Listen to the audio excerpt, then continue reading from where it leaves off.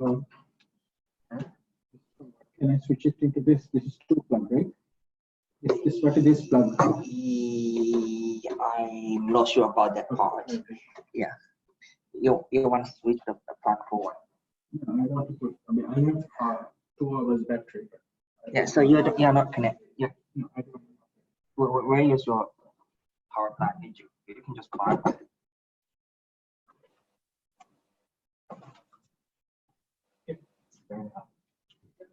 This one is not compatible. No, you can put it here.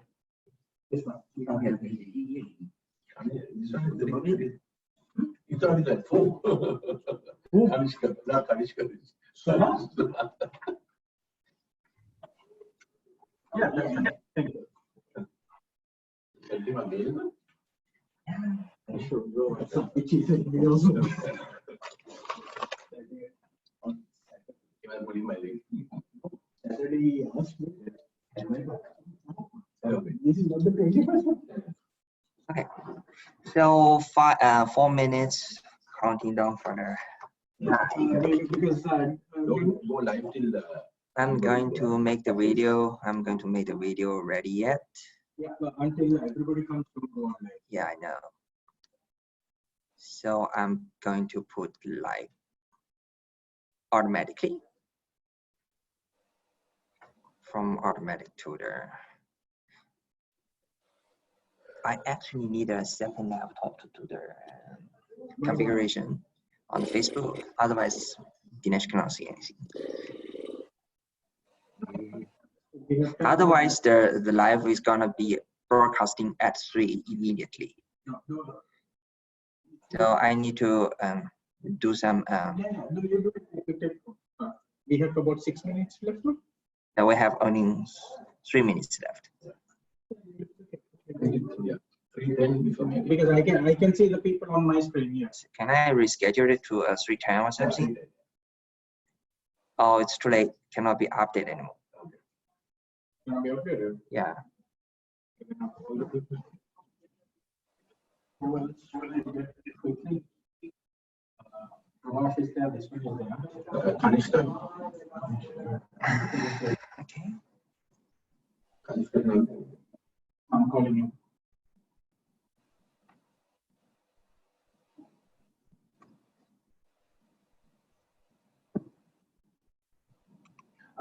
Dylan, he will come late. Yes.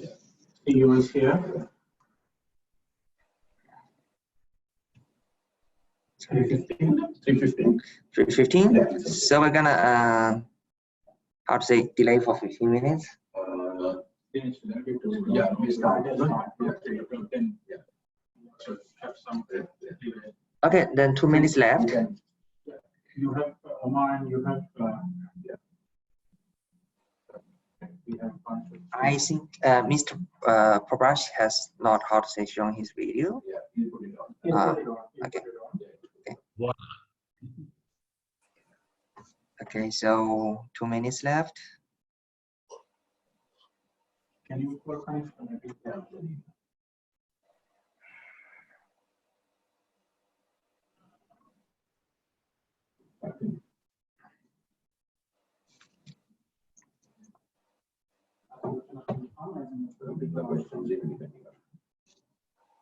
So 2 minutes more. To go live. Yeah. Come. Come. Thank you. Solution, I forgot. Yeah, she's logging in.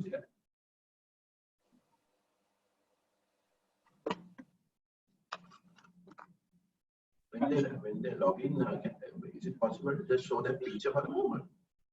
Yeah, I'm going to show the video. Yeah, what will happen is first we'll go with the video, then Arun, then you, and after the whole panel.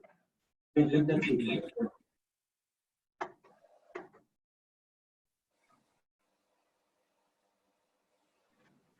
1, 2, 3 live when you open it out. Yeah. So that they know. You might put the picture for them to see the picture. Now doing all okay now?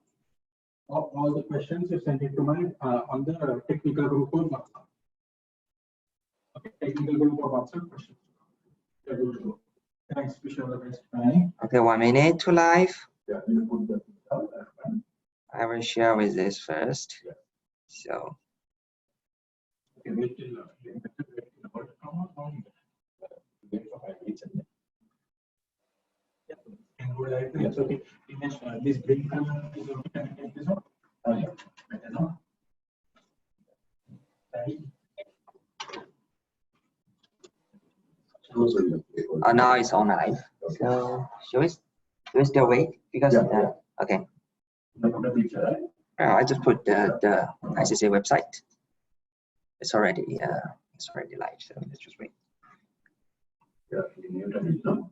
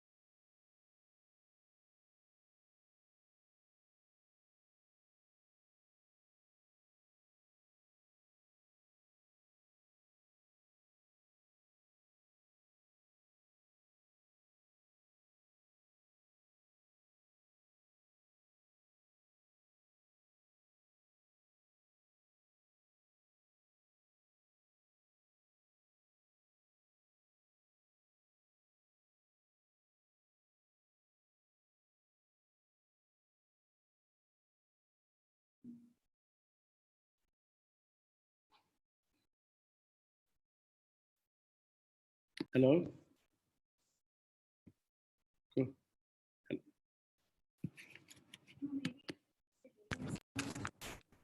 Hello?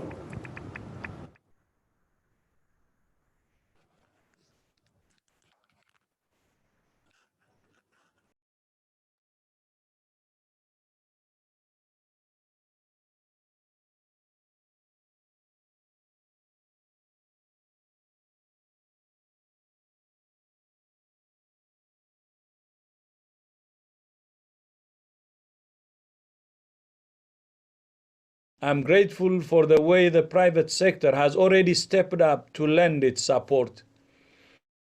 We're happy to work with the ICC and its enormous network in this global fight. This is not just a medical problem. It's having profound societal and economic impacts. We all want this to end quickly, and business has a critical role to play, saving lives and minimizing economic damage. Your involvement will make a difference. I thank you.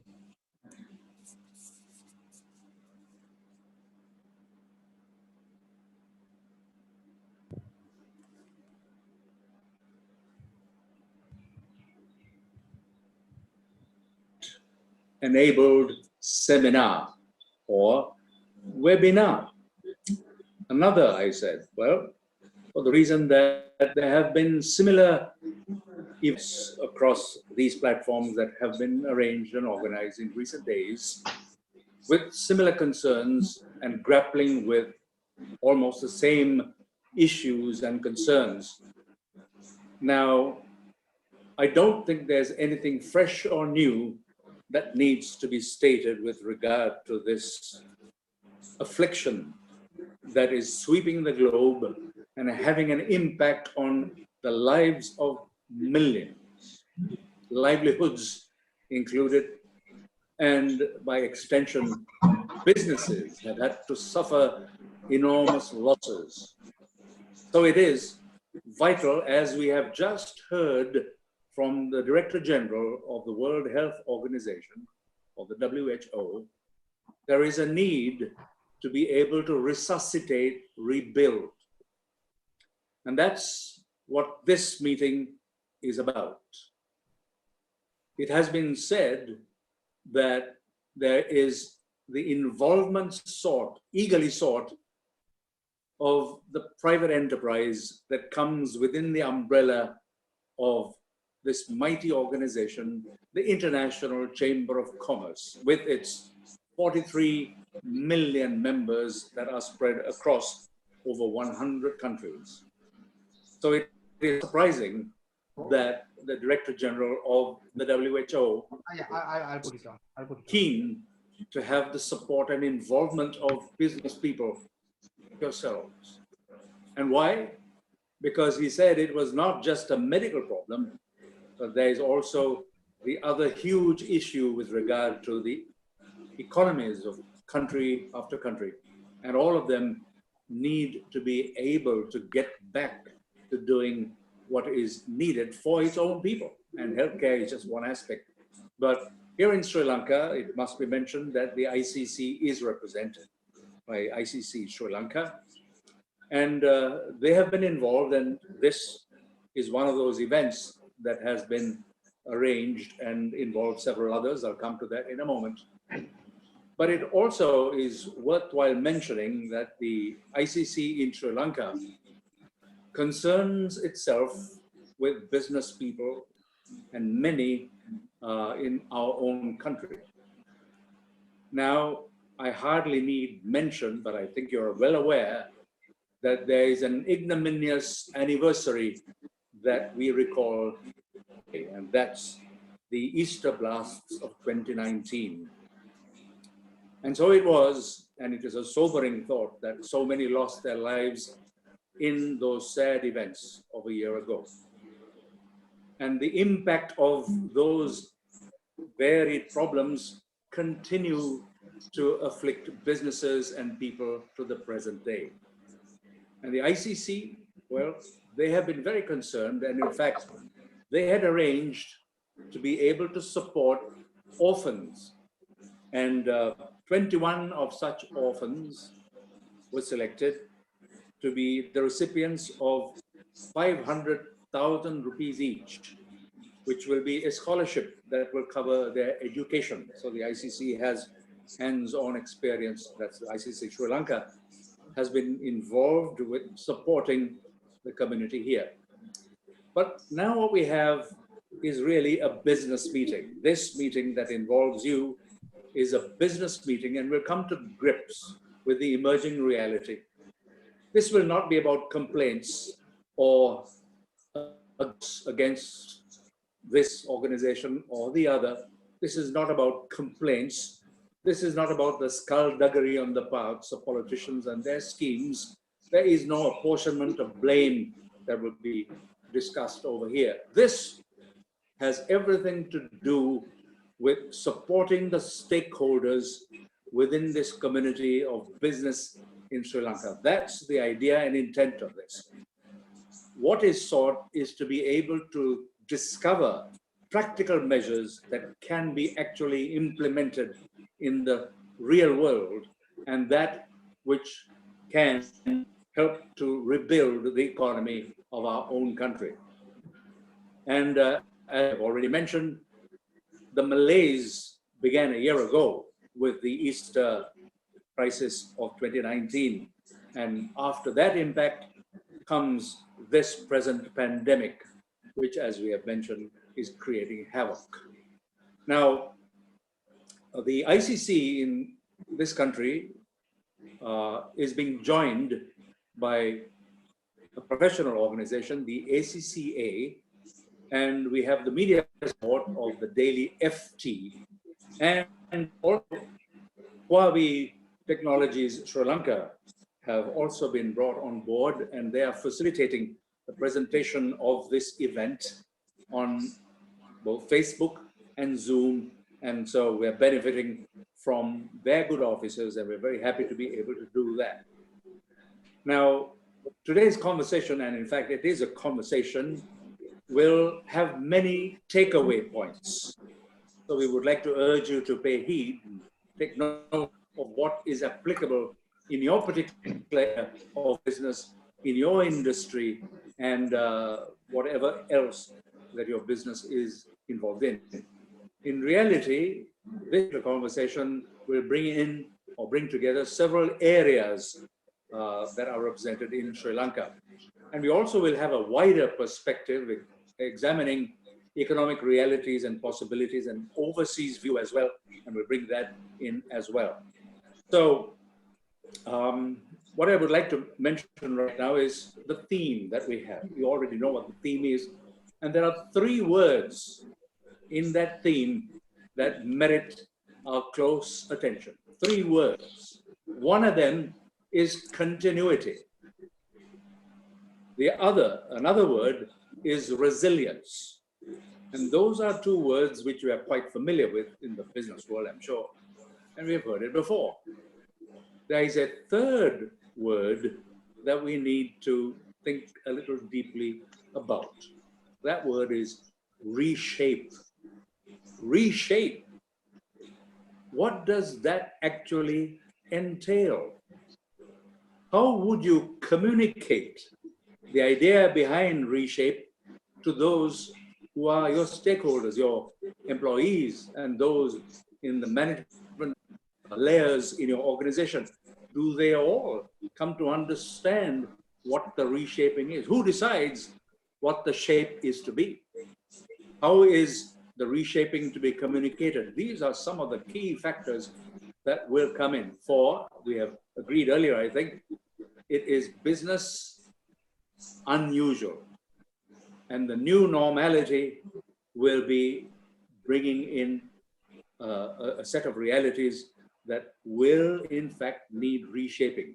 And unless that is done properly, the chances are that things can go horribly out of shape. And now to the panel. We have Prabhash Subasinghe, who is the chairman and CEO of the Export Development Board. We have Dr. Sulochana Segera, the chairperson and founder of Women in Management. Then we have Mr. Omar Khan, the founder of Sensei International.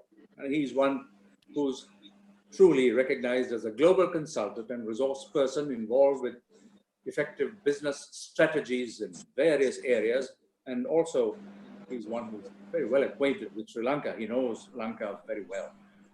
We have Liang Yi, who is the CEO of Huawei Technologies Sri Lanka. And then to Romal Shetty, who is the president, India Consulting with Deloitte. The Sanat Ukwata is the president of the Hotels Association of Sri Lanka. Mr. Kanishka Veerasinghe is the CEO and Director General of EFC, that's the Employers Federation of Ceylon. S. Ranganathan, the CEO of the Commercial Bank of Ceylon, PLC. And for the next hour and a bit, your moderator in this discussion will be the president of the International Chamber of Commerce Sri Lanka, or ICC Sri Lanka, Mr. Dinesh Veerakodi. Now, he would like to have your involvement. So Facebook is where you might be tuned in or focusing on. Please use that platform to forward questions to Dinesh. He'll be very happy to receive your suggestions. So keep that in mind. And now I'm quite pleased to hand over proceedings to Mr. Veerakodi. So Dinesh. Good afternoon, everyone. Thanks for joining. A lot has been said by Arun, so I'll try to keep the introduction short. Over the last 2-3 days, I have received quite a lot of questions. So what I'll try to do is I'll try to go through all these in the next 1 hour. But I'd like to share with you 2 interesting stats, which is very frightening, before I start asking the questions. One is that 82% of the 3.3 billion global workforce will be affected by the, is either affected or will be affected by the full and the partial closure. And what is more worrying is that 195 million full-time workers is set to lose their jobs. So given that background, to me, there are so many unknowns surrounding the trajectory of this epidemic, because the effects so far exceeds the effects of the 2008 financial crisis. So I'd like to start off with Omar. Given Omar's wide exposure overseas, born in Egypt, lived in Pakistan and Singapore, so educated, and now a New Yorker and a great follower of Trump's regular tweets. So Omar, can you tell us what is your assessment of the current situation and how companies should respond to this lockdown if it continues for a few more months? Okay, thanks, Dinesh. I mean, it's quite an expansive question, and so I'm going to try in a minute because we have such an embarrassment of riches on the panel that I would hate to approach on that. So, first thing is, I think the situation is, as we heard in the introduction, both medical and economic, and the two are intertwined, because finally societies are trying to grapple with the equation of how do we safeguard the greatest number of lives in a way that is also economically sustainable going forward.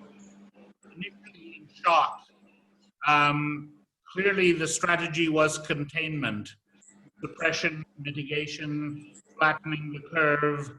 We didn't know what we were dealing with. There's still many unknowns, but we have a little better idea of how these things play out through different experiences in Asia, Europe, US, outliers like Sweden. So we're at least in a position that we can have some hypotheses. And I think the one thing that is becoming more and more clear to people around the world, though the responses are different, is that bankruptcy cannot be a medical strategy. Because if you don't have a functioning economic system, you cannot have a functioning healthcare system. And so I think that Pareto type analysis is now being done to see how can the most vulnerable be disproportionately protected? How can the most seemingly immune be carefully, with all the social distancing, with ramped up testing, with all the precautions, be allowed to start rekindling the most strategically significant sectors of various economies that simply have to operate in order for the governments to be able to come through on the various stimulus and aid packages and assistance that they've promised. So if we take that as the challenge, how to safeguard as many lives while trying to stay at least as viable as we can en route to that, then I think what companies are having to do is they are also having to get into the role of scenario spinning, because none of us, no economy is currently independent. It's interdependent. It's dependent on what other countries do as well. Do borders stay closed? What happens with supply chain? Do donor agencies continue to get funding, or do countries say have to look after things closer to home? So I think that the sort of overall answer is that companies right now, knowing that lockdown can mean many things, that there is, there is the sort of partial lockdowns we see in Hong Kong and Taiwan. You see the curfew situation here. You see differing degrees across the different states of the United States. So I think companies have to be supportive of their governments, their medical systems, their frontline first responders, but also make their voices heard.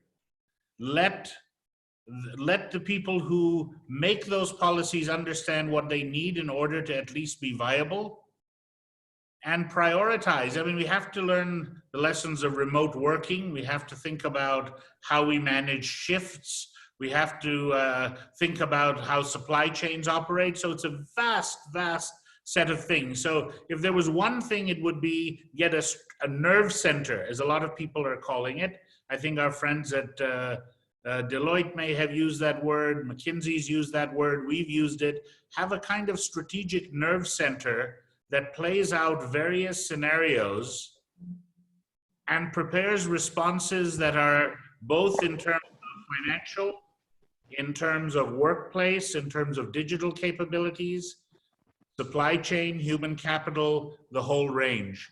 And without, as I said, taking up undue time, if you want a follow-up question, that's fine. But I think I would start there. Yeah, okay. Omar, can I quickly follow up with another question? How do you deal with the people at this moment of time? Well, exactly. So I think one of the things is that both nationally, governments and companies have to level with their people. They need to over-communicate. I think we've had globally a lot of draconian proclamations without necessarily sharing what the trade-offs are, what the cost-benefit assessments are, and I think we need to mellow that. We're moving into a different phase. But I think for companies, the biggest thing is to realize panic is not an energy source. You can't frighten people into creativity on an indefinite basis. So there comes a time when you have to enroll people and tell them the facts and then invite them to help transform the facts. But it needs over-communication, and I'm not sure that we've done a lot of communication in terms of prosaic communication, maybe not enough in terms of galvanizing. And we have to shift to that at some point. Not rah-rah, but hard-headed. I'll pick on that later. And can I now move on to Prabhash? Prabhash, you are the only government rep on this panel, so it's easy to fry you a little bit. And also, in your own right, you are a big shareholder of Sampak Bank, Selinco Insurance. So I have actually specifically two questions to ask you. One is, what is the overall impact on our exports, right? And what is the EDB doing, or what is the government doing to prevent the free fall, given the lockdown? Just on the second question, free fall of what? Sorry, in terms of exports or? Yeah, exports, yeah. Okay, so good afternoon, everyone. Thanks, Dinesh. I guess every sector in Sri Lanka, including the export sector, is affected. The EDB, we've revised our plans from an $18.5 billion export this year to $10.75 billion. So we basically wiped out almost $7 billion of what we targeted this year. I mean, the reality is our largest markets are Europe and the US. As long as those markets are going to stay closed, it's going to be difficult for our export sector. There's no question about that. So how we manage that is really the million-dollar question. That goes hand in hand with the lockdown strategy and the exit strategy of the lockdown. I mean, we were supposed to be open in the next few days. Unfortunately, that has changed. So I think it's managing both situations with markets coming back online and us being able to start manufacturing. One of the positives I would say is that the government has made some of the key sectors essential services. So everything to do with plantation has been made essential services. Most export companies are operating right now. So that's a good news. I would say maybe about 25 to 30% of the entire export sector is active right now. So depending on the business that they have, the markets they're active in, so we're still operational, even though we're at a full lockdown in Sri Lanka. The rubber sector, the tea sector, the coconut sector, the food and beverage sectors are doing extremely well. Some of the challenging sectors are apparel, which is a serious concern, US being one of the biggest markets. I mean, it's obviously that all the stores are closed across the world. So who's going to be buying apparel right now? And the other would be things like luxury goods. So gem and jewelry, things like boat building, etc., would be some of the sectors that would have issues down the road. I think the positives are the EDB has been working and arranging for the manufacturing companies to be operating. Most of the people were struggling over the last few weeks. Some have been operating initially, selling from stock, and then some of them moved on to doing light manufacturing. And now, I would say this week, most of them are coming back into business. So that's how we've been supporting. And our short-term plan has been to get as many exporters into business as soon as possible. What kind of stimulus have you been giving the sectors? The only stimulus that's available is the 50 billion rupee stimulus that's given to all businesses in Sri Lanka. There's nothing specific to the export sector, but the export sector qualifies as well for that stimulus, and also the moratoriums in terms of your capital payments and your loan interest payments. So that's the only stimulus that's available, which is for all businesses, including the export sector. Unless we have a bank on the panel, so what do you really want from the banks? Good question. I guess in terms of companies, for the banks to be more understanding, I know there's a published moratorium, there's a published document, but I think the banks have to be very understanding with companies, because this is a global pandemic. It's not anybody's fault. It's not that somebody's trying to do something wrong. So I guess working with customers, supporting them in terms of their cash flows, that would be priority number one, especially for smaller companies, SME companies. They might have certain delays in payments from customers. They might have issues in terms of raising funds to pay for raw material and supply. So I would say the number one focus would be for all the banks to work with companies in Sri Lanka and support them through this time period. And I think that's really the priority. One more quick question. What should the embassies be doing now? Well, the embassies are, Sri Lankan embassies overseas are active, and the foreign embassies in Sri Lanka also very active. I mean, we're talking to them almost every other day. The foreign embassies in Sri Lanka are working with us, actually, even the EDB, trying to organize goods in terms. There's a lot of need right now for medical equipment. So even though I mentioned before that the apparel sector is struggling, it's one of the sectors that's going to be faced with some serious challenges.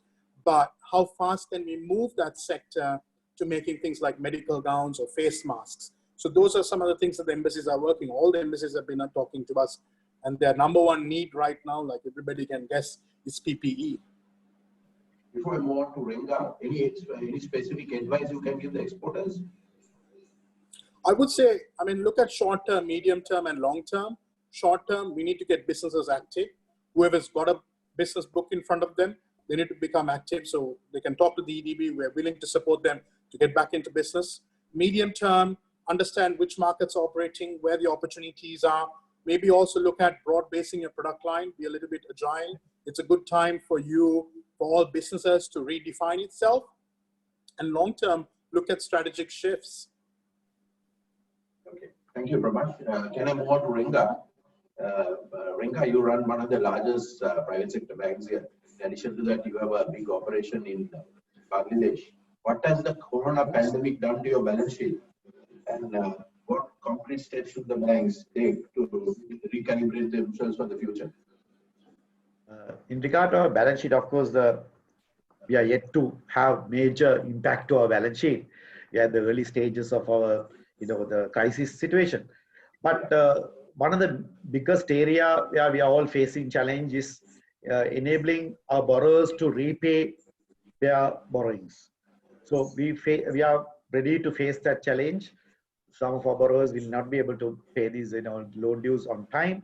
So if I may take up the Sri Lankan context first, you are well aware that Sri Lankan Central Bank and the government has come up with initiative on providing moratorium for borrowers to settle the capital and the interest for some time. And that will enable some of these borrowers to get some sort of a comfort during this period. But as a bank, if you look at the bank's balance sheet, in addition to the increase in the non-performing advances, which may come up due to these delays in settlement of the borrowings, there are other areas which will get affected. One of the area is the credit growth. As we all know, that at a time like this, you cannot plan any growth. But at the same time, I would not say that totally there won't be a growth. Definitely, there are some opportunities in these challenges also. So there will be some amount of growth, but the credit growth expected may not take place. The other challenge that we may face, the banking industry may face, is about getting the fee income. The non-interest income, which comes in the form of fee income, will also get affected to a certain extent due to these crisis situations. One of the other major challenge some of the banks may face is the liquidity stress. But as you know that with the moratorium, 6 months capital will also be deferred. So with that situation, some of the banks which are not managed or kept a high amount of buffer in their liquidity positions may also face that difficulties. But another area which I would say is interest spread. So normally the banks have about 3 to 4% interest spread, but the interest spreads are also expected to go down because the banks will, if at all lending, they will look at the very low credit risk borrowers so that the margins may go down. Overall, the profitability will also get affected, which means for a banking industry, banker, the capital adequacy, maintaining the capital adequacy will be another major challenge. So these are the major challenges that we expect in the bank's balance sheet. But if the banks have managed their risk management and they are kept up to certain threshold in the key financial ratios, I think the bank should be able to manage it. But as mentioned by Prabhash, I need to touch on that now itself, because all these challenges are there. But as a practical banker, what we tell our teams are, look at it from the practical point of, we have lent our money to our customers. So we have a duty to, look at those customers when the operational environment has changed, how best that we can help them. So we need to actually have patience. At the same time, we need to have a further evaluation of their position. So only one request from the banker's point of view to the business community is, please come and share the exact scenario you're going through. Because one of the challenges that we bankers are faced with is that the customers don't come and tell us the exact position. They have some informal borrowings, or they have some other additional borrowings with other banks, or etc. Or they don't even tell us exactly how they have managed their funds, what was given to them. Some of them have not used the funds for the purpose for which we are given. So even at this stage, if they can tell us exactly what position they are in, so that I think the banks could help them in a better way. Yeah, Ringa, I'm not speaking here as a banker, but you talk about liquidity, and Prabhash spoke about helping exporters and customers, right? How do you plan to balance these two? Yeah, as I mentioned, as a financial institution, the banks have the responsibility to find the funds required by our customers. I cannot say that I don't have liquidity and I can't fund these customers. So all the banks have had a certain amount of buffer in their liquidity position. So normally this regulator has a liquid asset ratio of about 20% for each bank. So some of the banks have been maintaining around 30% liquid asset ratio. So those banks are in a better position to lend. At the same time, the banks which are not having that buffer also could look at going out and borrowing. So some of the banks I know very well, they are already working on trying to secure some funds from overseas DFIs. There are a whole lot of questions here for you. I'll take it up later. but your message is very clear, Alenka. You're telling your customers, please come to us with all the facts, and we will look at it positively. Am I correct? That's exactly I want to say. I think not only our bank, I am sure the whole banking industry in Sri Lanka is, looking at the same way. We are all mindful of the challenges that our borrowers are faced with. So we are prepared to do even more than what the central bank scheme is, has stipulated. But as long as they share the exact position of their situation. Later on, I'll talk about moratoriums and all that. I'll park that for the moment and then move to Kanishka. I think one of the biggest issues we have is about labor today at Kanishka. And one of the complaints from the employers are that the labor laws are too outdated and give the flexibility to companies to employ casual workers, contract workers, plus this time sharing and part-time work and all is not in the on the agenda. I know the EFC has been doing a lot of work. I know you went to the labor minister. You had various meetings with him. Can you share with us some of the discussions you have had, and what can you improve from your end? Can you hear me? Yeah. Yes. Yeah. You're absolutely right, Dinesh, because we are looking at a totally different world in relation to the world of work. It's almost turned upside down. But as some of the previous speakers also mentioned, I don't think panicking about it will create any solutions for us. So we need to actually carefully assess what the possibilities are, and also to ascertain what the developments would be. At least try and get some, have some understanding of what we can expect in the future. Now, I just got off a very interesting conversation with my colleagues in the South Asia region, and one of the things my Asia Vice President mentioned was to expect a second wave of this virus. So that's something that's concerning us, but again, we have to get ready because economic activity has to go on and we need to revive the economy, and that's the only way people can spend, and also employers can employ people. So I think we need to think of a lot of activities and position ourselves in a way that we support employers in many of the matters that you mentioned about working from home. Of course, manufacturing facility cannot do that, but even manufacturing factories can share jobs. Of course, we need to come to some understanding about remuneration, leave, and so on. These are some of the matters that we are currently taking up with the authorities. Of course, these might have to be looked at from short term by way of relief measures, as well as long term in terms of work arrangements. So I think we need to look at things in context, take stage by stage, and make employers comfortable, as well as we have a onus to make employees understand about how we are going to work in the future, because this is a totally different new experience for all of us. Maybe we can draw inspiration from some of the things that we have been doing up to now, like working from home, digital platforms, and also we must not forget that Sri Lanka may not ever be able to get back to labor intensive manufacturing or production of goods and services. I think that's something that we need to be mindful of. We may have to invest in technology and in fact, already companies are, I think, looking at those possibilities. 2 more years, it will be there in pockets. So we will have to be careful on how we approach this issue. Thank you, Dinesh. The question was actually directed at Renganathan, but somebody wants to know about pay cuts. Can we do it within the law? Pay cuts, yes, because there are two ways of looking at this. One is pay cuts that are being imposed or as a strategy to reduce costs by companies, where they will have to of course get the consent of employees, because deductions from earnings cannot be made without the consent of employees. That's our law. But on the other hand, if you're talking about the other situation, that is addressing temporary layoffs and things like that, that's a separate law. There again, we have to either get the consent of the employee or go before the commission and ask for his sanction. That's a situation of temporary layoffs, not pay cuts actually. But pay cuts also, yes, it can be done within the framework of our law, and more companies are doing it according to those standards. Thank you. Kanishka, are you having an ongoing dialogue with the unions? Because nothing is going to get done unless you have get the consent of the unions.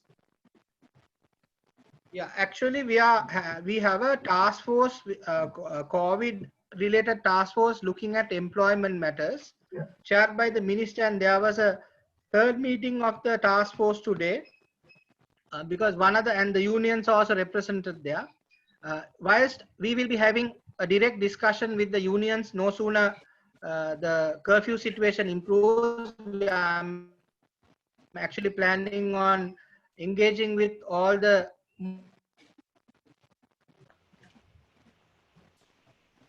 most representative unions in the private take up on work arrangements and so on.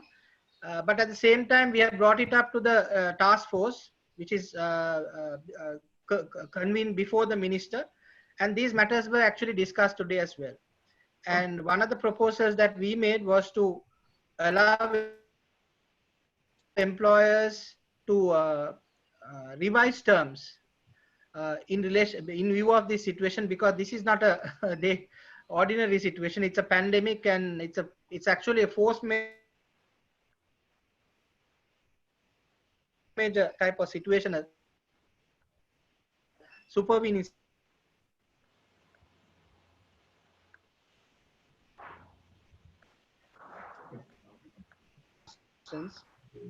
And we How's the connection problem? should be able to renegotiate terms. Of course, of negotiating to give a direction, so that we'll be able to renegotiate terms at least for a period.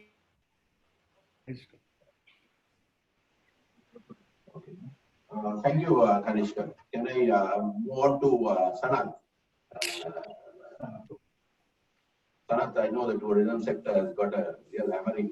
In fact, one of the stats that I collected was that the tourism sector will have to expect a drop of $450 billion globally. I'm sorry about. And, I'm sorry about that. My connection went off because of that. Kanishka, sorry, did you hear the last part? Yeah. Yes, I did. I'll come back to you again once I finish this, Sanat. I'll come back to you. So Sanat, what is this? I know since you're the president of the Hotel Association as well, what is your immediate strategy to deal with this crisis, Sanat? And what support do you need? There's a banker there, there's somebody who runs the Export Development Board, there is the Employees Federation chief here. What do you really expect in terms of support? Well, tourism sector is a major driver of economic growth in Sri Lanka. As you know, 2018, tourism earnings topped around $4.5 billion and contributed about 5% of Sri Lanka's GDP. So that was before the attacks and before COVID-19. Sri Lanka's tourism industry was on course to generate $10 billion in the next 5 years. That was our target. And we have nearly 2 million people who are directly and indirectly dependent on tourism industry, which means about 1 in 10 Sri Lankans are dependent on tourism for their livelihood. So basically, this pandemic has affected us very badly. In fact, we had 2 blows in the same year. First, as you all know, the Easter Sunday attacks. So basically, in 2018, Sri Lanka registered around 2.3 million tourist arrivals. This figure declined to 1.9 million in 2019 after the Easter Sunday attack. Tourism earnings also declined to about $3.5 billion in 2019. In the first quarter of 2019, Sri Lankan GDP growth accelerated to 3.7%, And the 2018, the growth was supposed to be 4%. But following the Easter Sunday's attacks, although it was tourism that was directly affected, our growth rate declined rapidly. It was about 2.8% from last year, the previous year. So basically what the statistics show is that 400,000 drop in tourist arrivals shaved off 1.2% from the expected size of the economy. So the present pandemic has impact on tourism. Tourism is unprecedented, and so we have sought government support as we did last year as well. Is it true that this is the first time after so many years that hotels are having zero occupancy? Yes, hotels have been shut down, and most hotels, 95% of the hotels have been shut down at the moment, and we are operating with a skeleton staff and with zero occupancy and zero revenue. So this is very unique, and I'm quite happy to hear Mr. Venkatan's words. That was very encouraging. He was saying that he's willing to even consider or extend more than what government has promised in their relief package. So that's indeed very encouraging. And I hope the government will give us, the banks will give us the support we require. We have asked for initially two months working capital to support our workforce. And because most of them are staying at home, and we are paying their basic salaries for the time being. The senior level staff has taken a pay cut. So we are actually an industry in crisis right now. So in terms of a strategy, what is the light at the end of the tunnel for the industry? The industry is very resilient. Industry is very resilient. We have gone through, as you know, so many natural, like tsunamis and terrorism and war and all that. So we are confident that we will, get back to our normal operation sooner but later. But right now, we think this pandemic will take at least 8 months for us to get back to any kind of normalcy.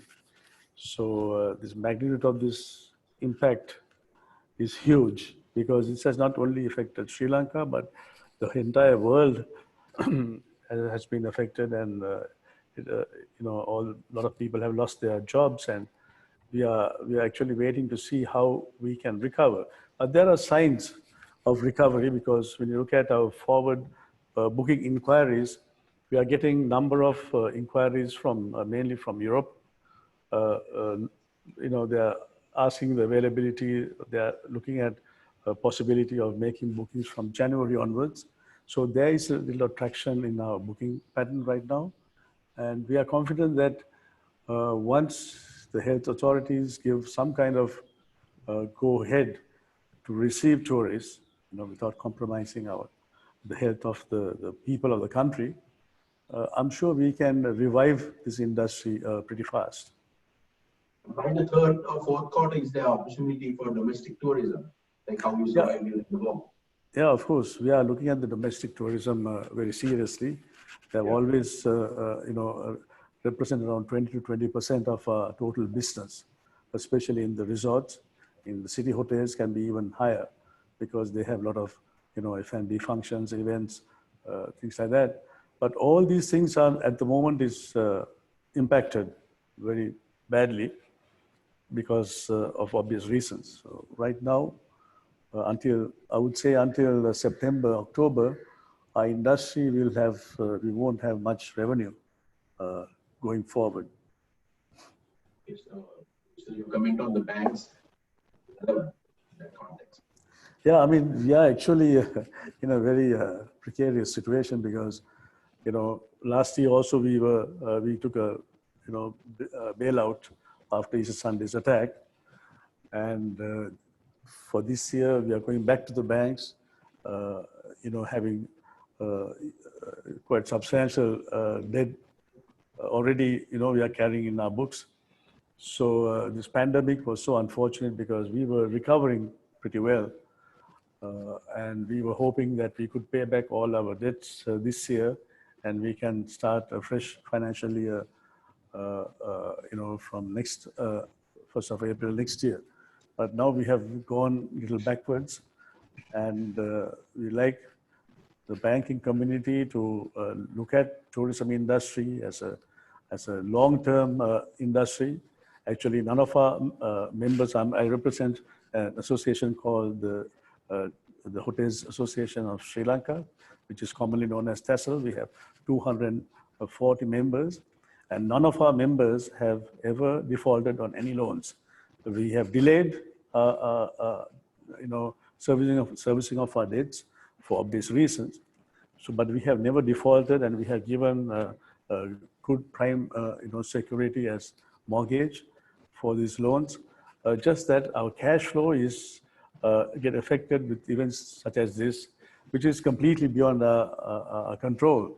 So we would like the banking community to understand the risk in the industry, because in good times we have generated so much of foreign currency. I mean, I think next to worker remittances, we are the highest net foreign exchange earner to the country.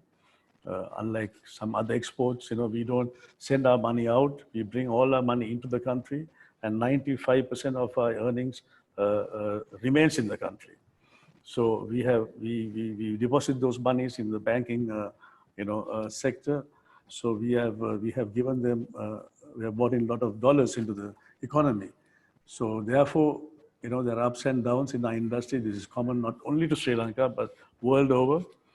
But our recovery is pretty fast, and our potential to earn foreign currency and also to create employment opportunities are immense. So I think the government has taken note of this, and they are treating our industry as a priority industry, a thrust industry.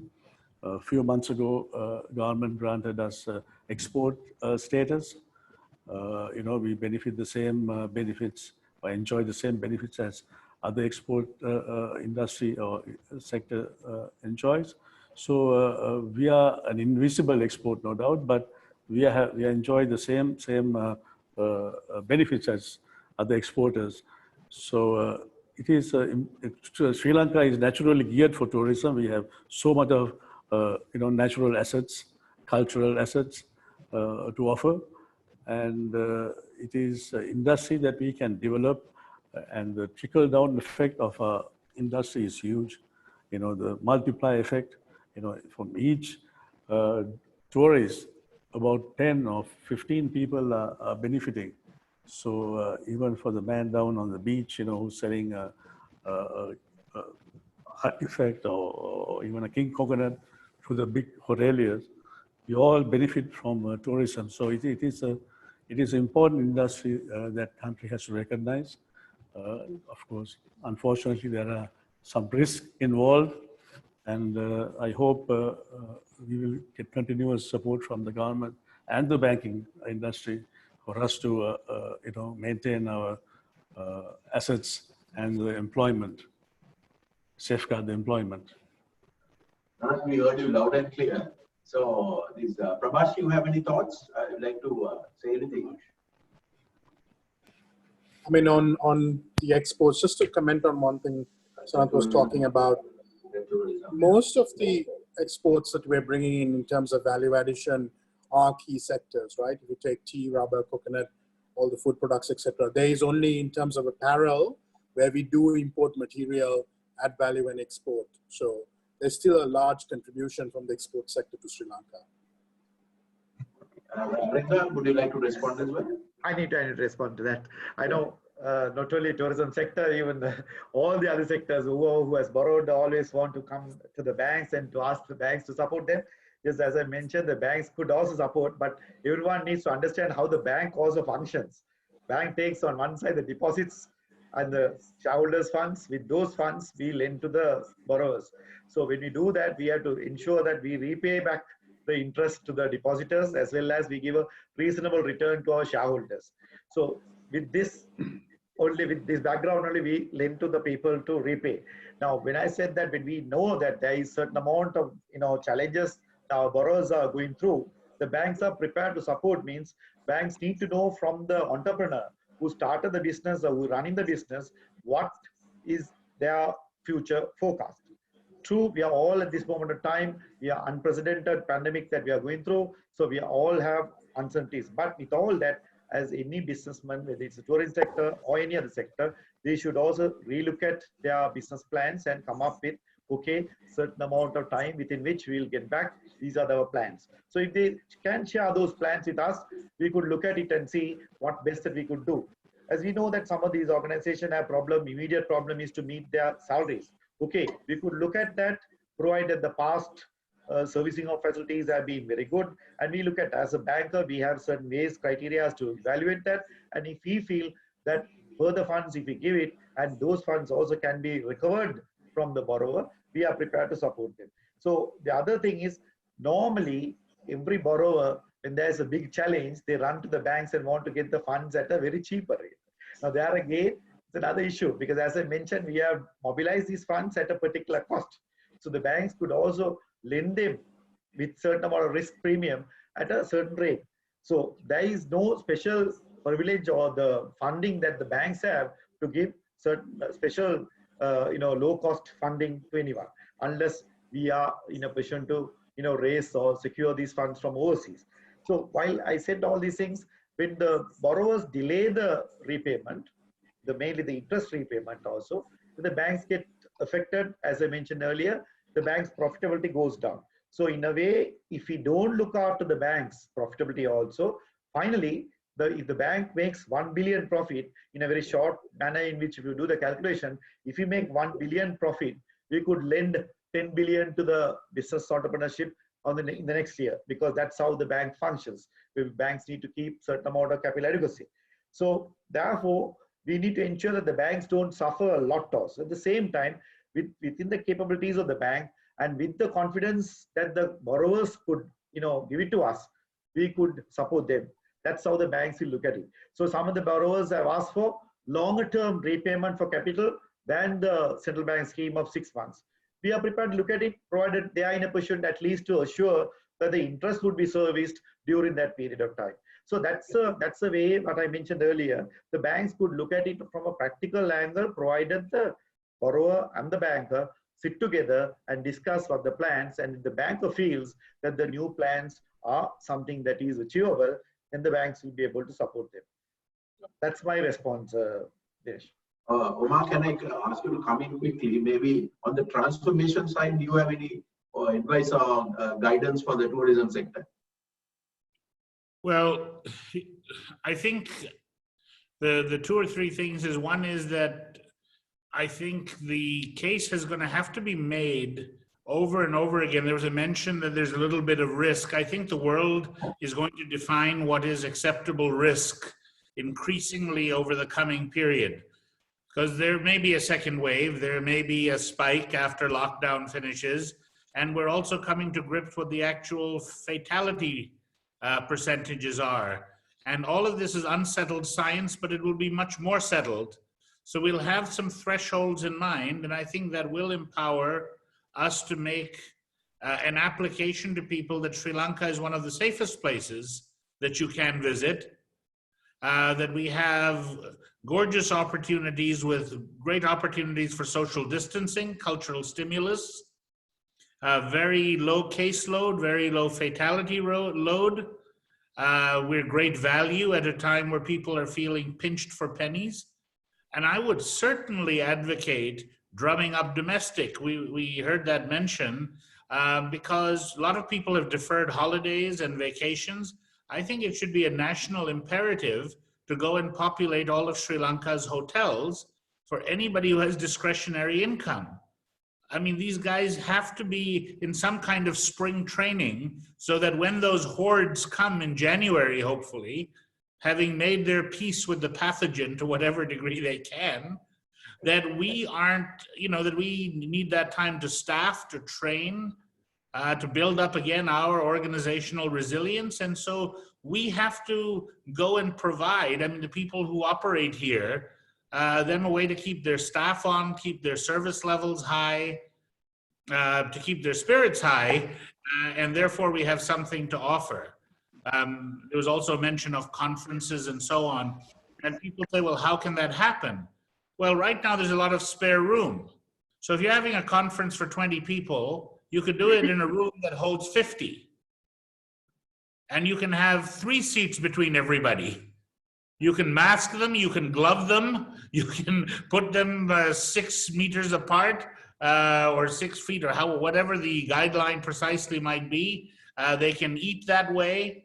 We know that this is something that gets transmitted, as far as we're told, either on surfaces, by aerosol transmission, and we can, with masks and this and that, minimize, maybe not completely eliminate, but allow ourselves to support these hotels and these centers. And I think we have to do that. Otherwise, we're just telling them, be ready for when it comes. How could they possibly do that? So I'm very bullish. I mean, the first moment they let me, I'll be out there. And I did this in SARS, by the way, in Hong Kong and Singapore. I did what I call the global SARS tour to support various hotel clients and so on. So I'm ready to do the tour from one end to the other, and we can sort of have me and my wife follow along. And if we don't die in our tracks, we can kind of be spokespeople for that. But I think include Maupu in a hotel also. You can include Maupu in a hotel also. So I'd like to welcome Romal. Thank you for joining. Romal, you just addressed around 100 CEOs in India. What was your message to them? He's unmuted. No, he's not. He has some problem, sound problem.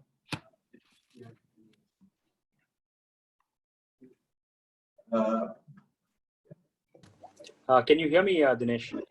Yes, thank you. Okay, so one of the things I was telling everyone is that the CEOs in India was that this is going to be a long haul.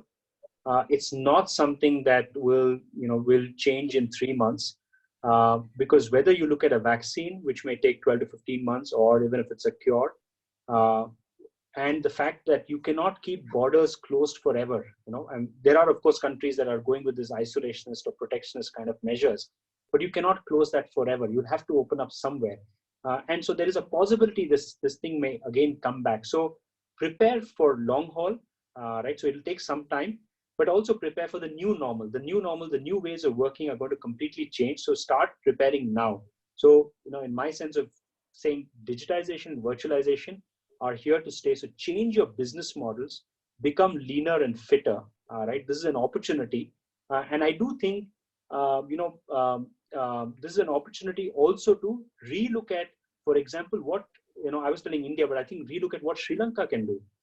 There are, in every crisis, I mean, it's very interesting that if you look at all the crises, which is, whether it's a SARS crisis, whether the Spanish flu and others, everything has actually been a V. It's not actually been a U, it's actually been a V. And if you look at 2 things that happened, and I can take an Indian example and a Chinese example. When SARS actually happened, that actually led to really Alibaba coming into its own, where with e-commerce and online becoming much larger.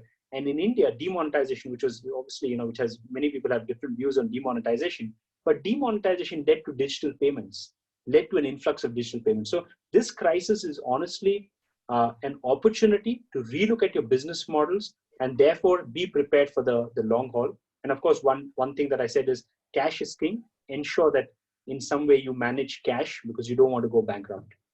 Yeah. You mentioned cash is king. When you normally cash is everything. Yes, Dinesh. Romal, I know Deloitte's have done a lot of research for the last 2-3 weeks speaking. He has spoken to a lot of CEOs and all. What is the key messages coming out of the research? So, the research really that we've done really covers 3 aspects. As we say, respond, recover, and thrive, right? I think every CEO of the business, every leader of a business really should look at the aspect in these 3 terminologies. Respond to the current situation, what is happening, which could include things like safety of your employees, right? How do you protect, for example, anybody else, right? And your business, for example. Recover and thrive is, instead of going sequential, what we felt is that do not be sequential, do not wait for everything else. Start preparing for scenario planning from now itself. How will your business model change? So I'll give you an example. If you take the lockdown itself, and maybe Sri Lanka will also come up with lockdown in terms of zones. So there could be a red zone, green zone, yellow zone, orange zone, whatever it is. Your supply chain or your essential supplies could get impacted because of the zones. So can you start rethinking now itself that if something happens, how can you have an alternative supply chain? So we are looking at the fact that you've got to ideally have 3 teams, all 3 teams working in tandem, not necessarily saying let's only respond to the crisis, but also start thinking about thriving. And I clearly mentioned about the fact that do look at cash, do look at the fact that the governments need to step in as well, because this is a crisis. This is not a, with due respect to the financial and all the other crises, this has impacted so many countries. So the government has to also step in for some time, because you will have disruption in terms of global supply chain. You'll have disruption in employment. You'll have job losses. So somebody will have to step in and manage it for some time. Once consumer confidence comes back, right, things will become better. But here, there is going to be a fear factor of, like I said, more and more people should be like Umar, who basically say, listen, as soon as this opens, we'll go out, we'll do things, but general consumer will be a little bit scared. Right. So things have to be done to alleviate that, as well as job losses. Roma, you talked about digitization, and there's a huge push towards it. But once things settle, or rather once the dust settles, do you think people will go back to the old ways of doing things again? No, I think. How should companies prevent such thing happening? Yeah. So Dinesh, a great question, because I do think that there are and I look at this in 3 aspects. That you have certain sectors which go through a V, you have certain sectors which go through a U, and you have a certain sector which go through an L. Right? V is very clear; it bounces back pretty fast. U is there are structural damages to something that is done, but it will take time and it recovers. And L, of course, that sector itself may go. I do think that the way transportation, I do think the way mobility, travel, that will change. That will really change. So virtualization is here to stay. And when in our own example in terms of India, and we've obviously we're working with our Deloitte China practice as well. The companies that have been much more digital and virtual have been able to continue businesses. In India, we've seen B2B businesses, industrial businesses actually suffer a lot more than maybe the B2C kind of businesses, right? So that is clearly happening, and we are seeing people like Google and others, for example, we are actually working along with them to really create a virtual environment. And I do think it's an emerging twin theme, virtualization and digitization. It's not the same, right? The virtual elements cover that. So if every company can have a virtualization and digitization strategy, it will help them significantly. And I don't think, you look at oil prices, right? Oil prices have obviously gone into the negative. Of course, the negative is because of other reasons, not necessarily only demand, but storage and things like that. But the oil will be suppressed. The demand for energy will be suppressed. It's not going to immediately come back to $50, $60, $70, right? And that's because global transportation will change to some extent.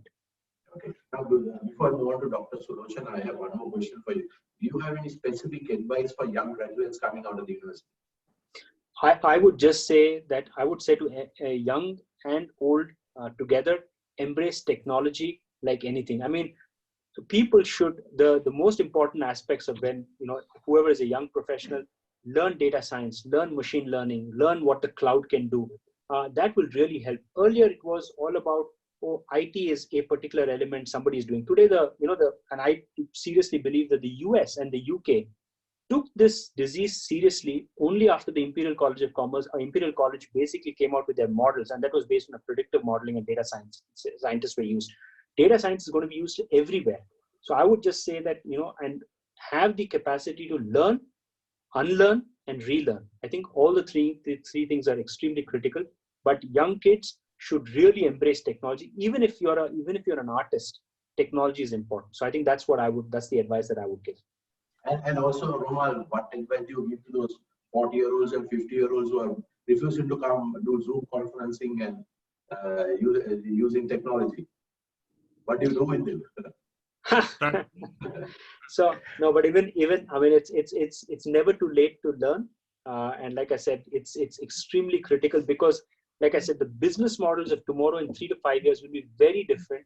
And the 40 and the 50-year-olds are really the ones who are running those businesses. So they need to also adapt and understand that very, very fast. And I do think, one of the things, and I know you're going to Dr. Sulochana, but I do believe that virtualization, one of the big impacts of virtualization is it will help in diversity. Diversity, whether it is gender, whether it is diversity of, in terms of disabled or, differently abled people working in the environment, I think it will change that fundamentally, give more opportunity and better for the environment.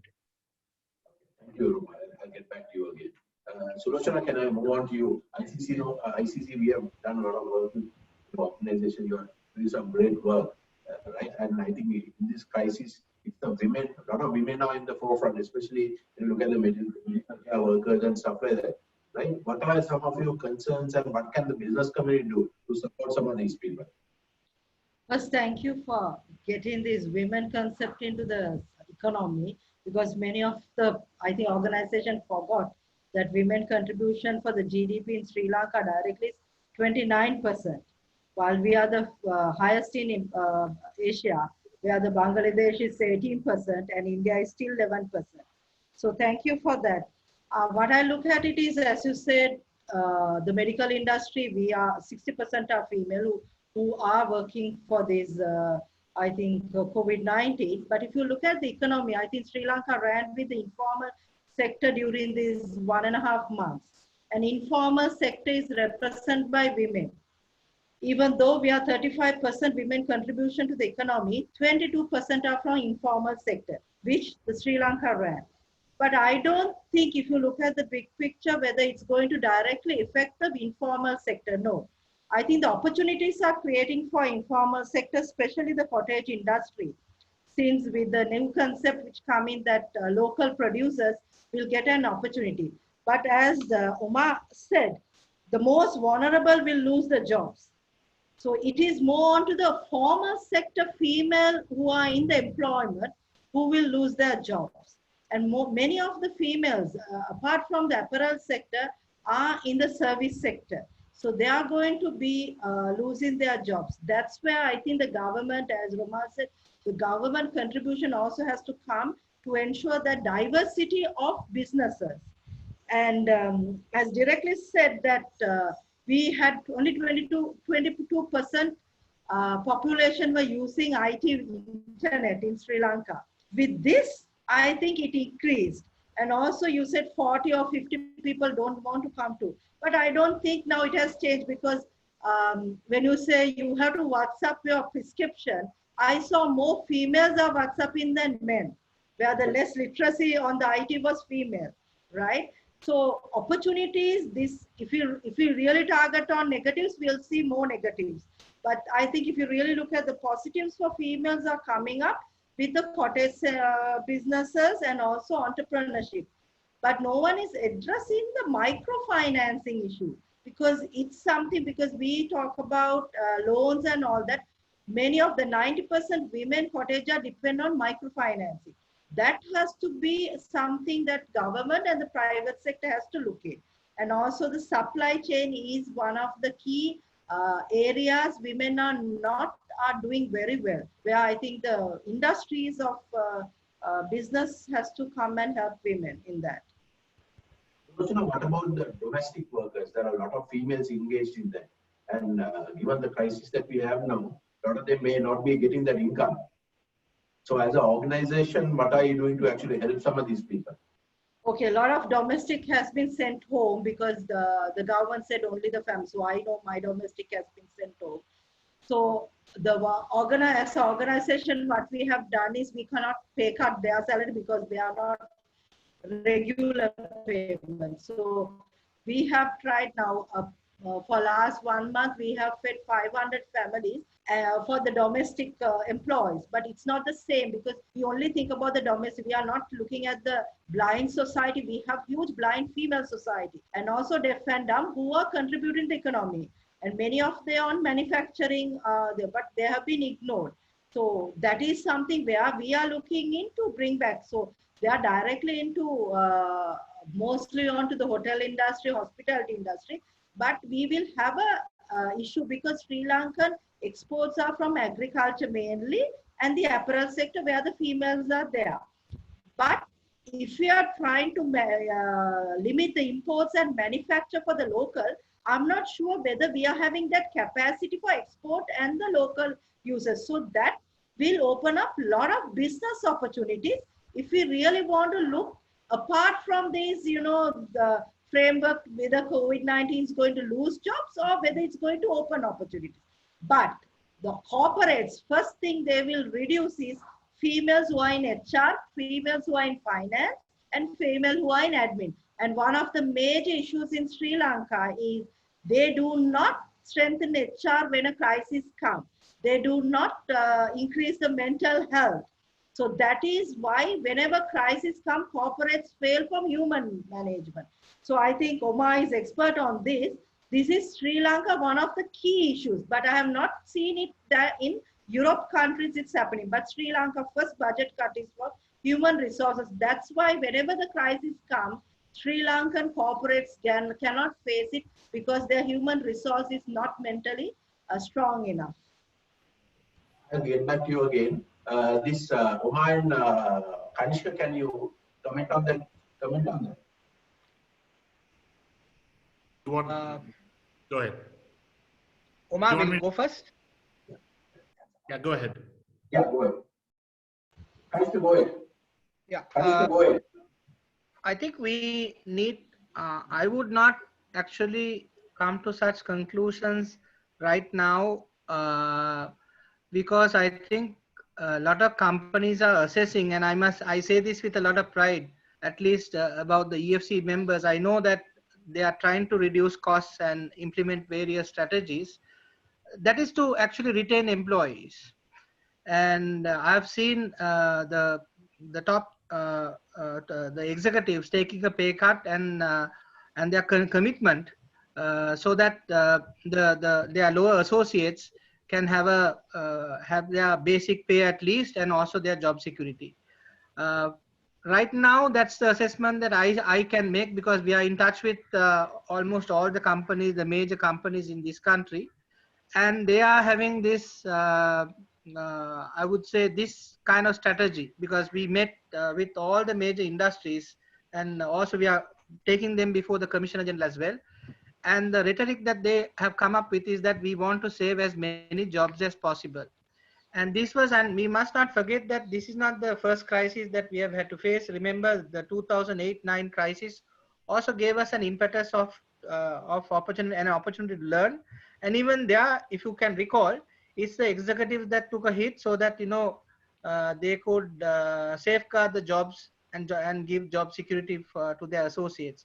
But I think this might be a prolonged situation. We may not be able to save as many jobs as we did in the past, but at least we are trying to do that, and that's a huge plus for employees. I think they will realize as we go on that these measures are being taken. Yes, it's tough in relation to cutting costs, but every opportunity or every strategy is being looked at to safeguard jobs. So that's a huge plus for us at this point of time. Thank you. Somebody wants me to ask you over and over again in terms of whether there's flexibility for hiring casual workers, whether people can be allowed to work part-time, whether the job sharing can be done based on the current existing laws. Yes, it can be done, and we have done it. And also, yes, we are in fact, actually, Dinesh, we have been doing that for some years now, even work from home. And we have been actually, of course, the laws are not conducive, but we have actually made the standards. There's no law on it. So contractual arrangements will have to be taken as the standard until the laws come on board. But we have been doing that. And in fact, we have been developing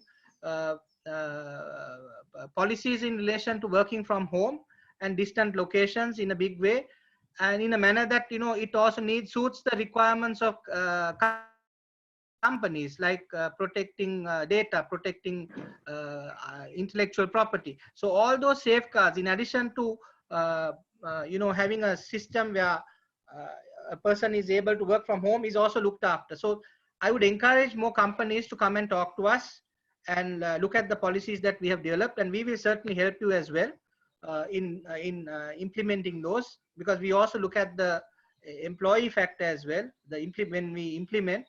So that's an advantage that EFC members have, but we are willing to offer those services to all other employers as well. Okay.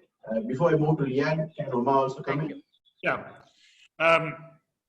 Just three things very quickly. One on what was just being mentioned, I have to agree. What happens in crisis is companies tend to think that mental, emotional health, HR, human capital are disposable cartridges, that what we have to do, and of course, to some extent, when there's a fire in the building, you don't stop to have a committee meeting on talent development. I mean, so there's a moment that you get the pail and put the fire out. But as I said, this is, as many speakers have said, this is going to be a long game. And you need to build up adaptive capability.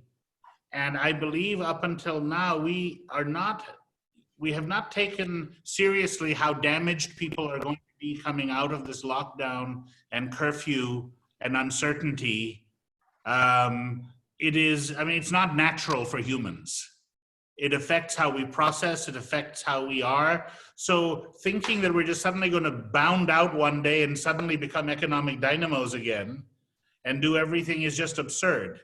We need some shock absorbers. We need to take that seriously because we want these people to generate our recovery. And we have to take that challenge on board as much as we take on new markets, new customers, digital capabilities, etc.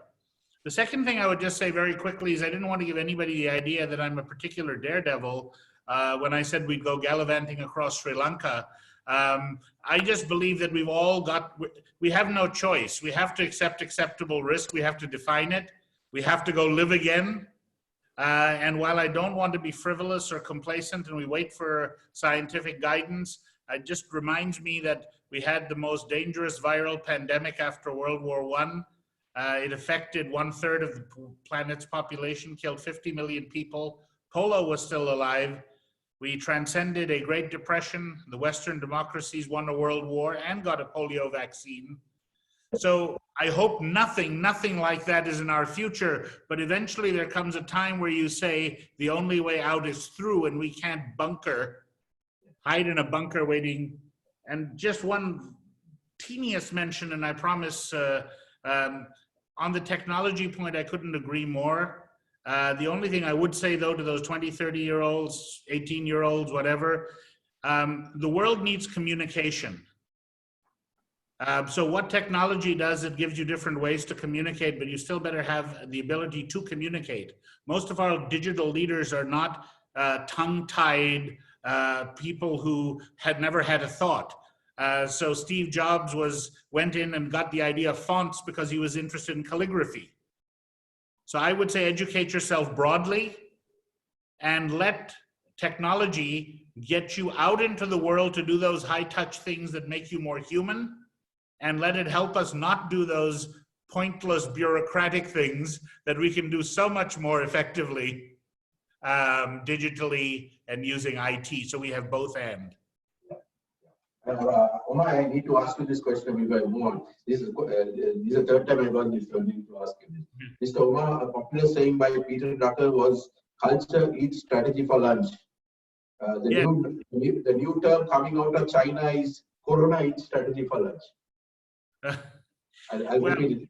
The Corona eats strategy for lunch. And the question is, what different strategy levers should companies be putting their hands on, and what should they do? So the Peter Drucker quote was, "Culture eats strategy for breakfast," meaning that if you have the right culture, it was culture. It wasn't a vulture. It wasn't something. It was that culture. When you create a culture, it will have the robustness, flexibility, and dynamism to adapt when strategic landscapes change. Now, it's true, Corona has come and consumed any strategies we had before. But I think that unless we make the whole world, our whole worldview pandemic, it does not have to define. I mean, it will tell us, once we know a little more from the science and once we know what acceptable risk is, once we know whether there's a second wave, etc., we will then have an opportunity to strategize. But I think it's true that we can't strategize in isolation. I know Deloitte's done some wonderful work on this that I've seen, that some of it depends on, is it a one hit? Does it come back? Does it come back in waves? There's also questions about what if some of the world goes protectionist and some of the world goes expansionist? What if it turns out the Western democracies are incompetent at executing and Asia comes to the fore? Or on the contrary, what if the EU and some of the South Asian countries that have done really well step into the fore? We don't know what we don't know. So I would say anybody who has rigid strategies is in for a rude awakening. Create the culture we were talking about, create the capabilities, have your antenna up, craft those scenarios, and all we can do is enjoy the ride, even while we curse it. Okay, can we get the Deloitte's view also quickly? Sorry? Can we get the Deloitte's view as well? Okay, sure. I think Umar articulated it beautifully. One of the things that we are really saying is that do your scenario planning, but do your scenario planning in quite a bit of detail, right? Because, if anybody tells on this, anybody says that, hey, listen, I know what's going to happen in 6, 9, 12 months. Nobody has a clue, to be honest, because we don't know what's really happening there. But what we can prepare is we can prepare for various scenarios and we can prepare for what could be our strategy. So my view is there's no fixed strategy, but there's a flexible strategy depending on the situation. And then you have, and that's why I said that the 3 teams that you need to have a team that is responding now, but you also need to have a team that's thinking of 12 months down the line and saying, how will we need to change? So that's really what we say. And a lot of this is about real leadership, actually stepping in and taking control. But it's also about influencing leadership rather than sort of a dictatorial leadership saying, hey, this is the way to do it, because nobody knows. You got to really assimilate different data points and be more data driven as a company to take the right kind of decisions. That's sort of the Deloitte point of view. Thank you, Lian, for joining in. I'm sorry I had to wait till the last to ask you these questions. Thank you for hosting this. We appreciate it very much. I didn't realize that Huawei has a global turnover of $121 billion. I should be reading a little bit more. And this company has only started in 1986, right? Yeah, so 1987. Yeah. Have a turnover this size in such a short time. My question to you is: technology has played a big role in this COVID crisis, in connecting people on the medical front and etc. Going forward, what role can the technology industry play in getting communities together and helping businesses to be sustainable in the future? Thanks, Dinesh. As you see that as the DG of the WHO mentioned that in fact this pandemic not only the medical issue, impact the economy and even the society a lot. So and also I'm agree that it's a new normal. We cannot expect it to be finished in the next 6 months or 7 months, maybe take 2-3 years in the future. So how we treat it, I think ICT should play a key role during this tough time. I think 3 key roles from the ICT industry can support the economy. First, and you mentioned that because the people's life was totally changed, right? Everything almost happened in the indoor scenario, work at home and education at home, even social at home. So the traffic was growth a lot, right? Because people need connection, right? So I think the first key role from the ICT industry, especially for the telco business, right? Telco is the essential services during this pandemic. The key is the connection, right? To provide the reliable network and internet is very important for the people, right? During this pandemic. This is the first key role. And the second thing is that you know that for ICT, we have some new technology like 5G, like AI, big data, those kind of things, right? We use this new technology to collaborate with doctors of the hospital to anti these kind of issues. In fact, globally, we have a lot of practical, no matter in China, Europe, even in the Asia Pacific, And in the Sri Lanka, we also have some practical, right, to cooperate with operators and also cooperate with hospitals to use AI, the cloud-based AI to support doctors to do the test, to check the CTs, to do the test. The accuracy is very high, almost 100%. We already do some tests into hospitals in Sri Lanka. It's helped a lot. So we will continuously doing these kind of things under the instruction from the Ministry of Health. And also, I think the third key role is, as Dr. Maru mentioned that. So I think ICT industry, we have the responsibility and also the duty to help the SME and also the large enterprise to do the digital transformation, right? Because if we treat every industry with visual thinking, right? This is the new normal. It cannot ending very soon, right? How we manage it, right? Manage this uncertainty. It's very important. We should change. Firstly, I think we should change our mind, right? Thirdly, we should use ICT to change our business model. This is also very important. So all in all, I think these three key rules is from the ICT industry. And also something I also want to highlight for the Sri Lanka situation. I think the whole industry from ICT really contribute a lot during this curfew time, right? For example, for the regulators, the TRC, right, they give a lot of instruction to the operators, right, to give the extension, no interrupt connection for the end users. This help a lot, right? Even they have no payment, but connection still there. This is very important. And also for the ICTA, I mean the ICT Association, they also built and developed some online message video system. It's free of charge. This really helps a lot. And thirdly, for the operators, for sure, they are really, if you compare their package before the pandemic and after the pandemic, the cost for the per GB really decreased a lot. Some package even drop 40 or 50%, right? So they really contribute to this connection during this tough time, right? So this is my answer. Can you just also quickly comment about the 5G, the current state of play of 5G? Yeah, you know that in fact, 5G is a very interesting topic, right? And also I think in China and also in Europe, it's really play a key role during this pandemic issue. For example, in China, they use 5G to connect the hospital to do the remote diagnosis and remote treatment. It's very helpful because we know that 5G have three key definition. First is massive connective. Second is low latency. And third is the very broad wireless for the download, right? This 5G really support a lot, yeah.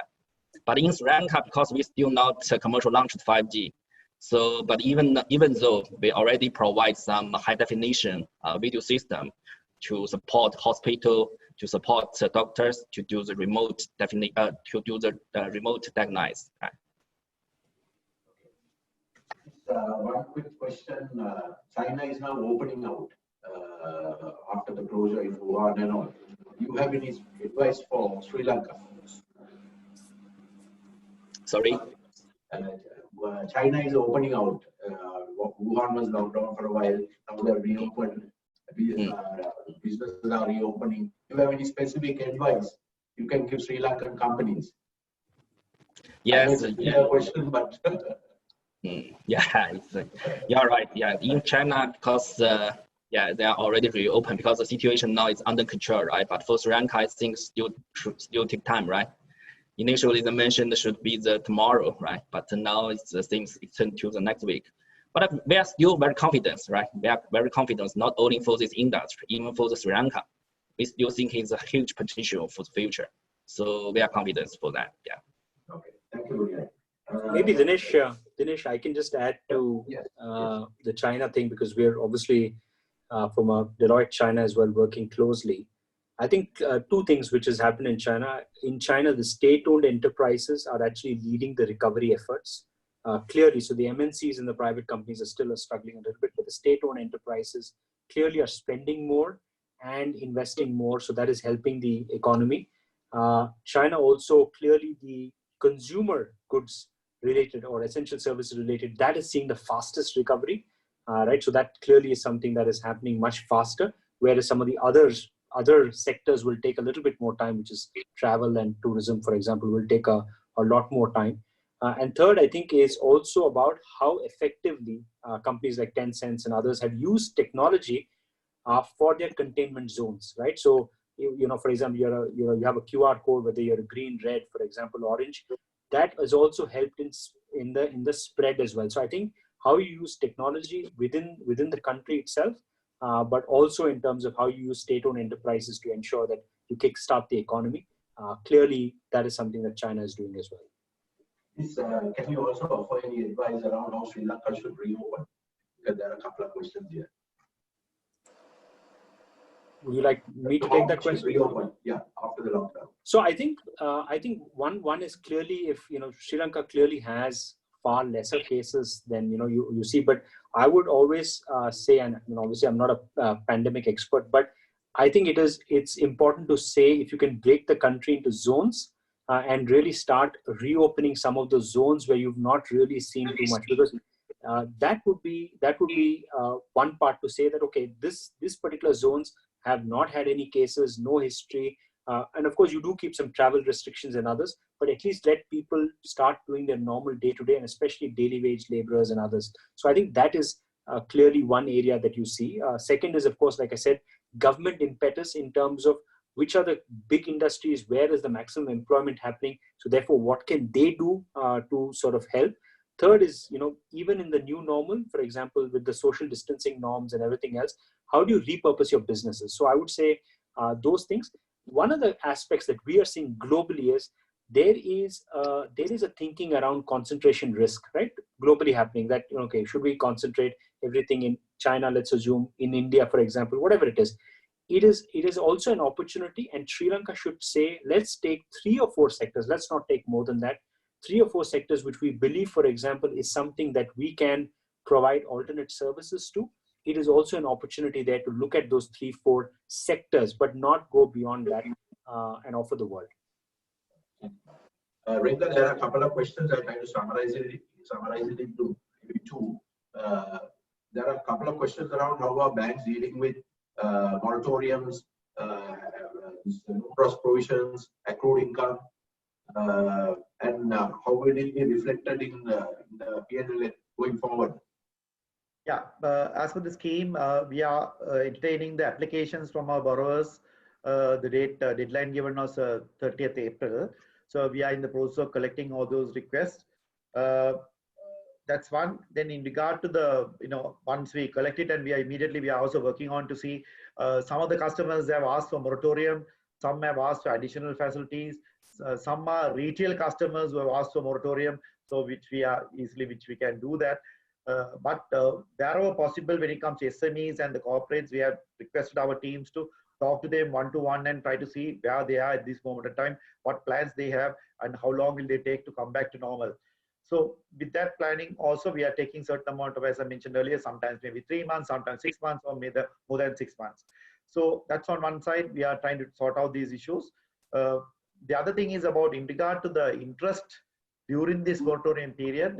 We have also got clarifications from the regulator as well as the Chartered Accountants Institute that we could take them because they consider this as a short-term impact, and we should come back. So we are expected to take that interest which is not collected from the customers into recognize into the profitability. So that's another thing.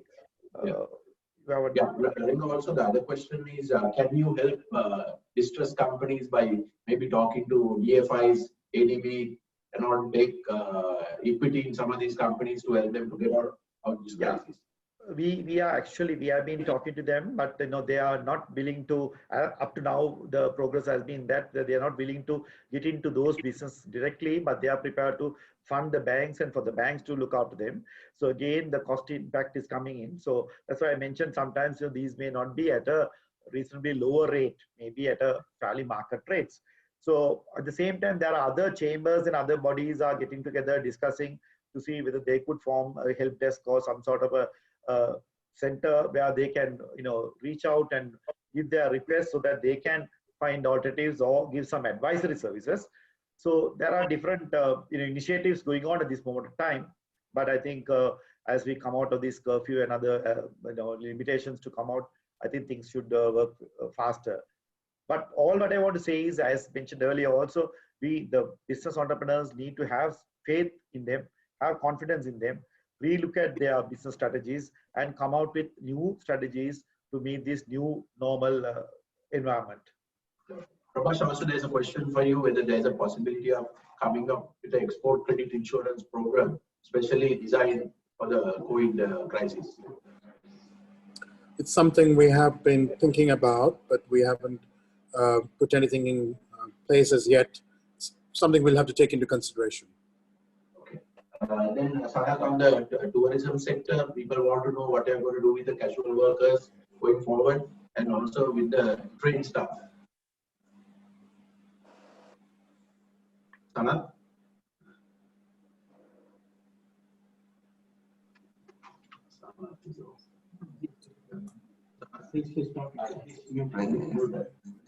Can you hear me? Yeah, good. Yeah. I think Dr. Sulochana also mentioned that in Sri Lanka, companies, when we try to cut costs, we look at the ladies, female employees first. But I don't agree with that.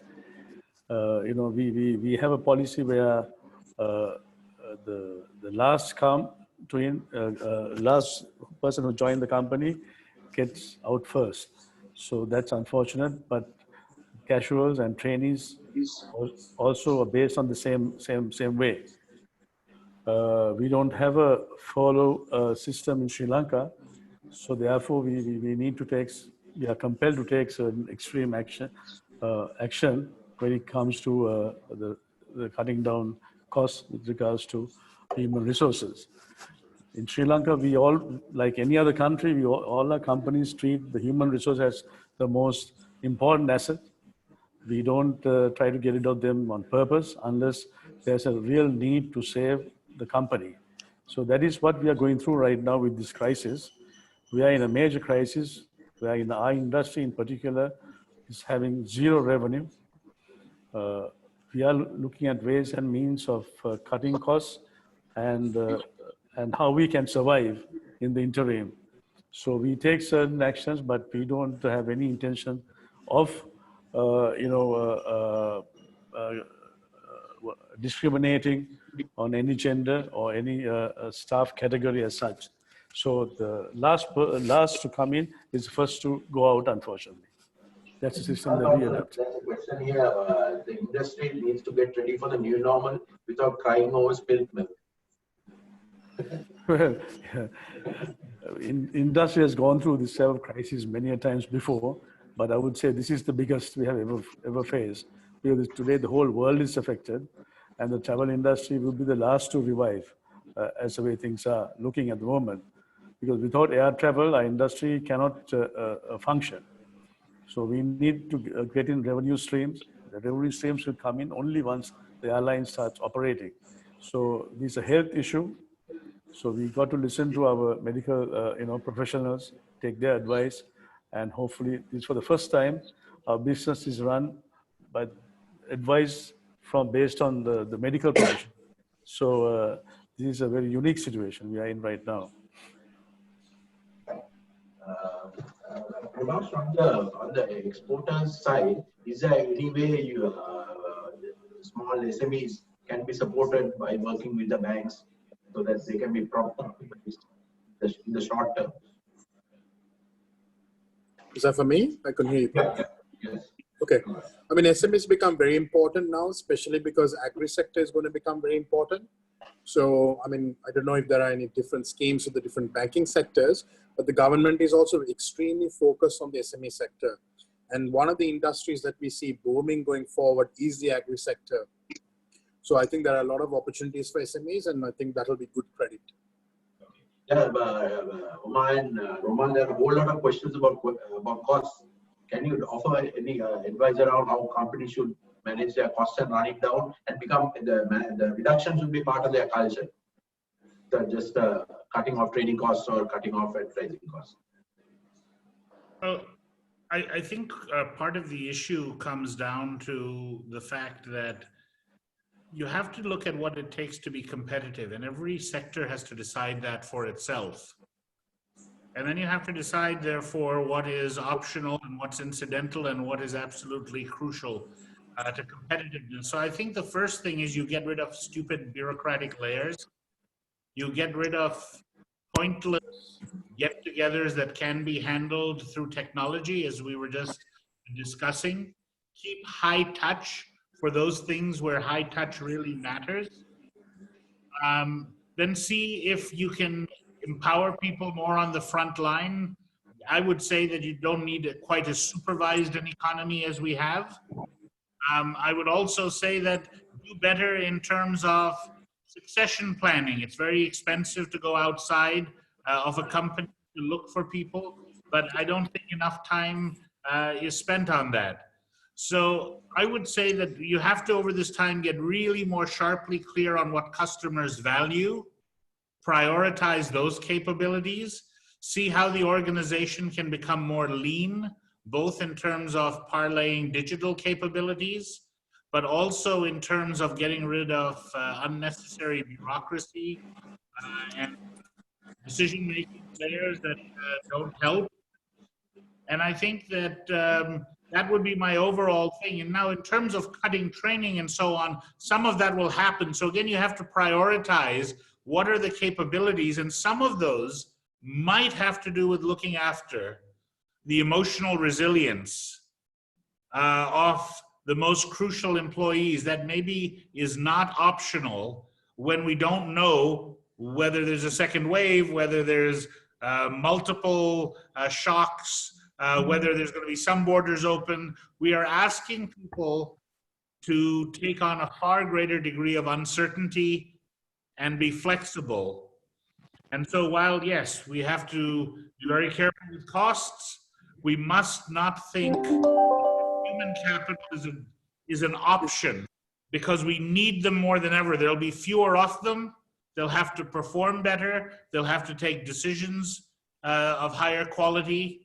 And they're going to be our ambassadors with our customers, whether digitally or otherwise, in keeping loyalty, rebuilding trust, and making sure people want to come to us rather than somewhere else. So I think that's what I would say, is you have to define what is essential, what is incidental to your new business model. We said we need new business models, but in that will drive where the training, where the development, and where the focus goes. But do the modeling first. Otherwise, you'll be investing in a dysfunctional, outmoded model. Roman, anything? Yeah, so Dinesh, one of the things is really breaking down everything into seeing, and I think Omar mentioned about that, is really about discretionary, non-discretionary, and then reassessing everything. Second is when you look at changing your business model. So we spoke about virtualization. For me, virtualization also means that, do you need to have expensive real estate space maybe in the heart of Colombo city? Maybe not required. Probably you can do it in half the space. That would also be relooking at your cost models. So every element of what you do, but you should be very careful that you don't cut something that has a long-term structural impact on your business, and that will significantly bring down your business. So when the upturn happens, then you don't have the necessary resources or the necessarily trained and others, then your business will struggle. So it's important to go minute, not do at a 30,000 feet level, but go minute and relook at the impact, whether it's a short-term, long-term impact. Can you live without it? What is the impact on your employees? What is the impact on your stakeholders? What's the impact on your customers? So a very structured way of doing this, Dinesh, is what I would say is extremely critical. But reassess everything. Like I said, we're in Mumbai. Real estate space is it is so expensive. It probably just makes sense to relook at some of that and say, okay, how do we now get to either other parts or work from home?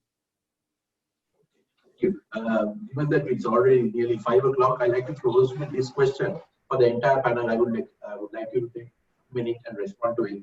My final question is, given that the trajectory of the crisis is unknown, what is your closing message to the public, private sector, and finally to the government? Can I start with Omar? You want me to repeat the question? Or? No, I got the question.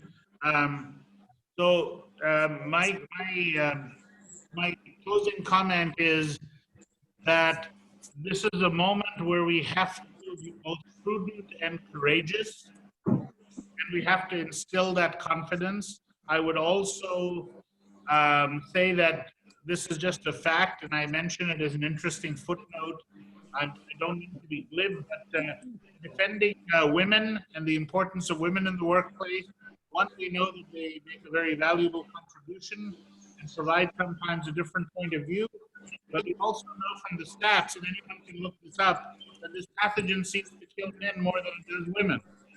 Now, there's been speculation that it might be because we have worse habits. But even in the minute case of pediatric infection, males get more infected. It is likely a biologic factor. So there might be not only leadership antibodies we need, but we might need a certain percentage for robustness. For the government, my plea is just that reliable declarations. It's very hard when people think we're coming out of curfew and they start to mobilize and get ready, and there may be very good reasons, but then explain it to us and help us recalibrate. But if you get a new announcement every few days, then people don't know when it's time to commit. They don't know whether it's time to go all in. And we want people to know what the parameters are. So I think an expression of a strategy would be very welcome. What the thresholds are going forward. And I can all commend them for the steps taken to date. And I think now as we transition to a new phase, a little more clarity for us so that we can then do our job as foot soldiers in the effort to help Sri Lanka be resilient in the way that we all want it to be.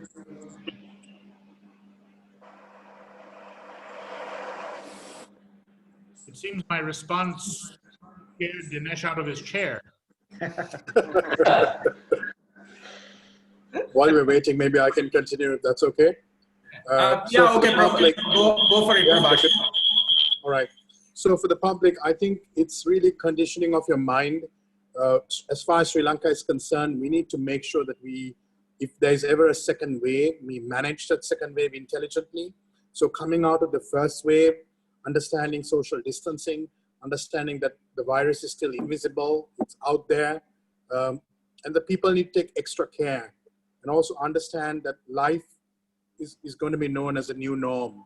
So that's really for the public, because I think we have all been locked up for almost a month. We're trying to come out of this now, and people think everything is going to be fine. I think that's really a bad strategy. People should really, really think about on how to take extra measures to make sure that the virus does not continue to spread, so we don't really go into a second wave. For companies, I would say it's quite straightforward. We need to run a marathon. This is not a race. So it's resilience and survival over the next at least 18 months. I would frame this as a problem for at least 18 months. So I think you need to be agile. You've heard a lot of speakers talking about being lean. You need to be agile. You need to reinvent your business. You need to remodel your business, look for opportunities, and understand how the new norms are, and keep on playing the game accordingly. Thank you.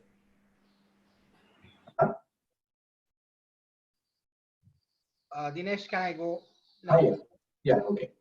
I think I also have a similar message to public, because Sri Lanka can draw on the strength that we have been a resilient country and a resilient economy for a long time. And we must, although it's painful, we must not forget how we survived during the 30-year conflict. This is a much more deadlier situation than that. But we did act responsibly, and we were able to avoid, and we took measures even to counter certain situations. Now I can remember in our country, the one spouse didn't travel with the other, and they took one child. If there were two, one spouse took one child and the other one took the other. So we have been resilient, and I think that's a strength that even the businesses can take heart to, and not to sort of do anything on a panic mode. I think this was mentioned by a number of speakers.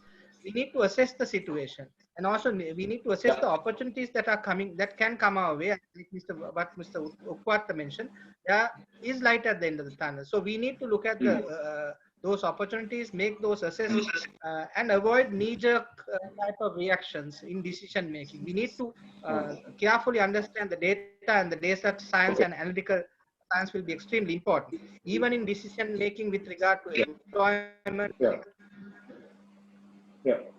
reducing of costs.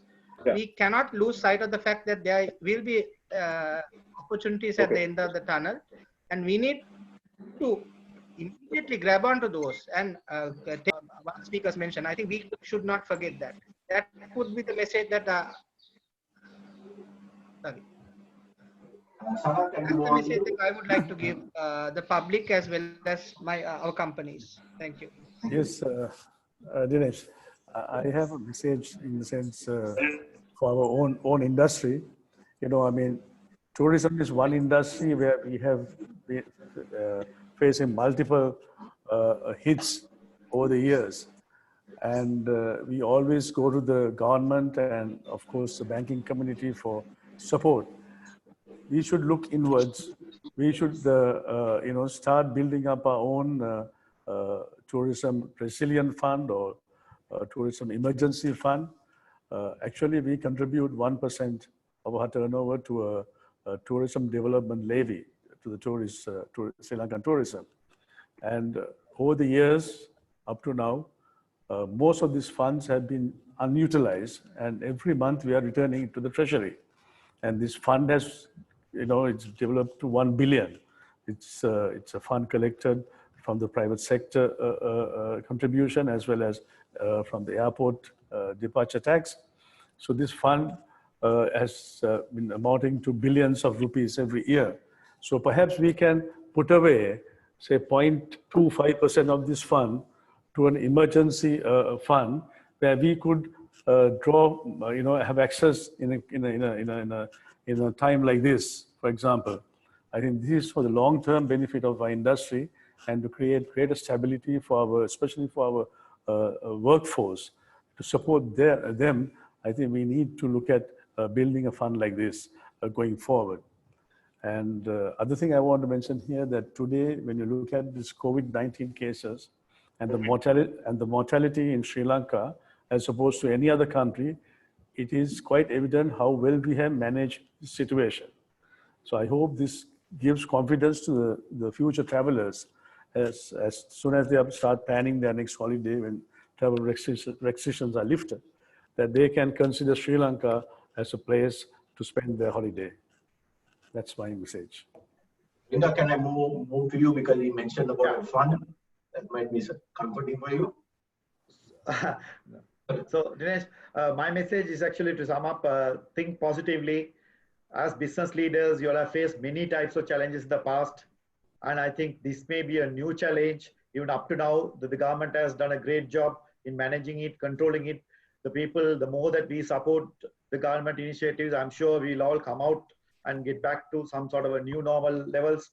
So think positively, have confidence in yourself. As business leaders, you all have come forward with the mindset to take up risks. So these are another new types of risks that we are going through. So the lessons learned during this period also should outlive the pandemic. So with that message, I also would like to say that the regulators also need to look at certain regulations to be reviewed and look at it from a positive manner to support the industries. Some of the regulations like classification rules in regard to banking, lending side and all that need to be reviewed so that I think both the business leaders as well as the regulations and the banks who are there in between, all of us will be able to get together and take our country to the top level once again.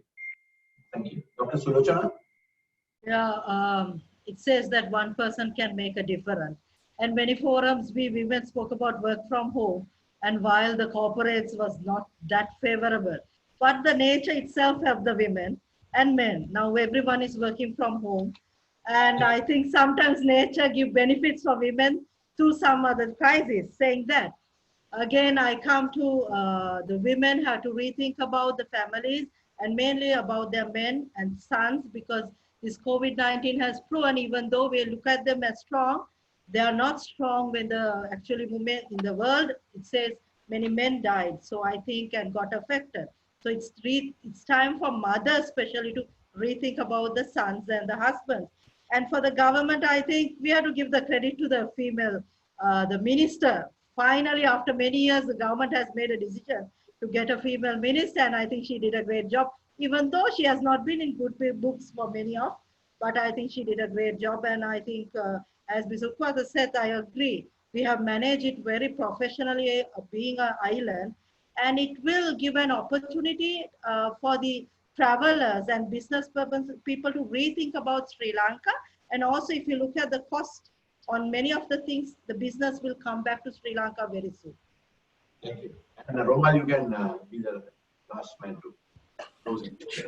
Sure, Dinesh. I think I would just bring in one angle. I think the speakers have really covered everything, but I would also say this would require increased collaboration between countries. All right. I think if that doesn't happen and if borders remain closed, it will impact everything. So I think that is one critical part. And I think the government, for example, and businesses, what the virus, whether it's the human body or otherwise, lives on is fear. Right. So if you can improve consumer index and consumer confidence, right, I think that is extremely critical. So those two elements of collaboration between countries, right, and businesses improving, this, and third, like everybody mentioned, you've got to look at this as an opportunity. You got to look at it as change the way and become leaner, meaner, fitter, right? So I think that's what really businesses should do. And Liang, the host, like to say something. In fact, no more comments. Only one thing I want to highlight, as I mentioned, that ICT play a key role during this pandemic period, especially for the telco business. It's essential services. So I think government need to thinking about this their key role during this moment. So I think because recently the central bank published some new policy to restrict the importation. This really impact a lot for the ICT. Especially the telco industry. For that part, I think we need the support and guidance from the government. Yeah, only this. Yeah. On behalf of ICC, ACCA, and FDI, thank all the panelists, and I invite Arun to.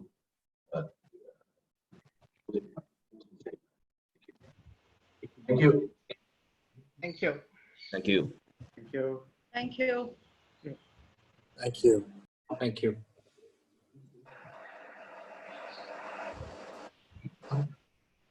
Yep.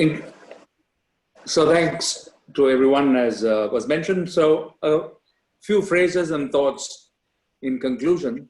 There was a winsome sequence of words that were used, and I thought that's good to keep in mind. Respond, recover, and thrive. And you need to have teams in your organizations looking at these areas, because we're told that it has to be a long strategy, not for the immediate, but over the longer term. And also, scenario planning in detail was suggested. So the idea is to be able to do that. And we also had another winsome phrase, and that was over-communicate. In other words, be absolutely certain that everyone in the organization, in your compass in the business, everyone must understand very well who they are, what is expected of them, and how they can be part of the team that is into this response, recover, and thrive. So the idea is not just to grumble, but to actually look for ways to thrive. And we understand also that technology is something that has to be embraced. And we were told about 5 and or 5G rather, what it is that is now possible and how AI is already being with regard to testing. So, when it comes to the matter of health and healthcare, how that technology can come in and also might be used and adapted in reasonable ways within the individual business organizations is also something that needs to be looked in. And we know that it is available and can be done. And also we have had this invitation, and I just like to underscore that the banks really need to be communicated also. In other words, a frank and fair appraisal of challenges you have and how you can take it forward. Those are the things that perhaps are the takeaways. There could be others, but in the interest of time, we must conclude. But we haven't. Because over here, we have one of the that most of you are familiar with from Sri Lanka, and an international star of stage and also screen, Elston Bosch. And of course, he's there ready and waiting and listening and participating. And just on this very same troubling topic that we have been dealing with through this hour and a bit, he has composed a song, and it has had its launch just the other day. And Elston is now ready and waiting, and maybe we can have him tell us now two things, and then we will conclude with hearing the song for Sri Lanka. And just before I hand over, one more word of thanks to ACCA, who have been sponsors here, along with Daily FT and also Huawei Technologies Sri Lanka. Thank you very much for your support. Okay, Elston. Thank you, Arun. Thank you very much. And I've been listening with very, I mean, my ears were making all sorts of noises because I've been hearing people talk about all the various subjects. And something that interested me most was the very fact that Dr. Sulachana and Sanat and also Mr. Omar Khan were very intrigued about the influx of women into the industry and into the world. Well, I was born in a country where the very first prime minister was a woman, Sri Lanka.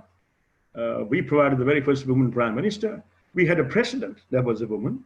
And if I'm not wrong, we now have a mayor who is a woman.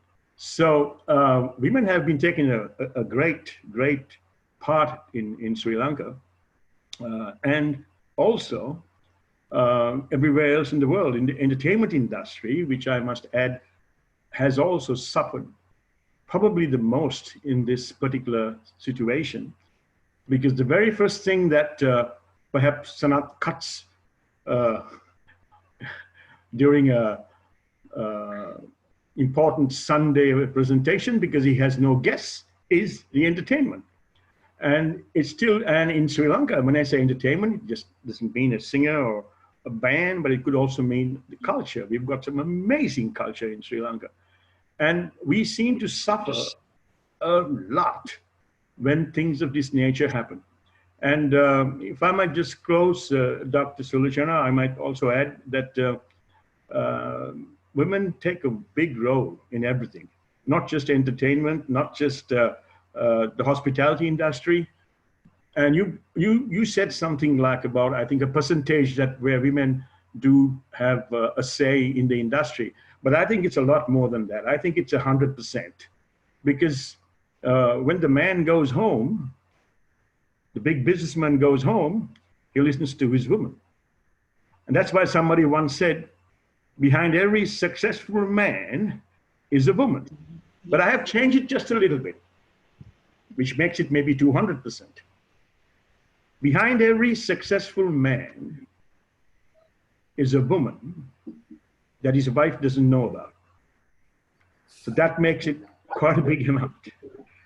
So anyway, I thought I'd bring a little bit of jest into this very serious conversation. And I'd like to end with introducing this little ditty that was written, especially for Sri Lanka during our troubled time. We had it twice, almost consecutively, with the great disaster we had with the bomb, and now this.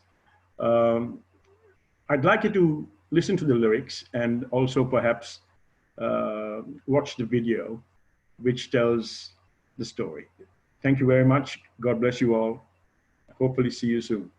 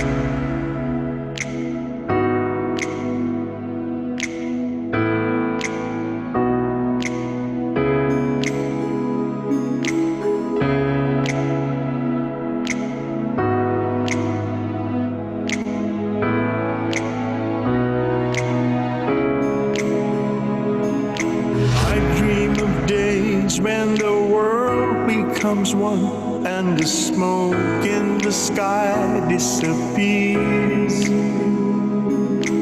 Young ones will run, laughter kissed by the sun, and the smile show the absence of fear. Gone are the days where our memory will fade. Now the violence is etched in our eyes. All our mistakes laced in tears we forgave. Hand in hand we can stand and we'll rise. 'Cause we are one in this island home. We are one, reaching for the sun. I used to dream of a world where the kids would not see what my eyes had to see. Embrace everyone, every daughter and son. This our ancestors whispered to me. 'Cause we are one in this island home. 'Cause we are one, reaching for the sun, reaching for the sun, reaching for the sun.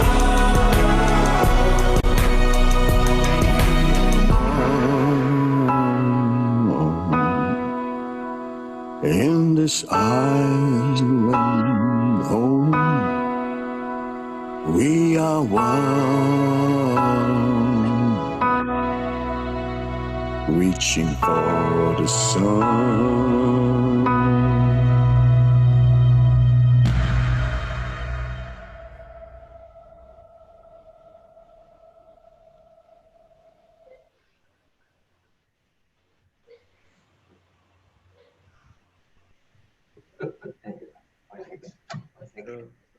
Thank you. Thank you. Bye-bye. Thank you. Thank you. Thanks, Dinesh. Thanks, Alchan. Thank you very much. Thank you. That's Thanks, Alison.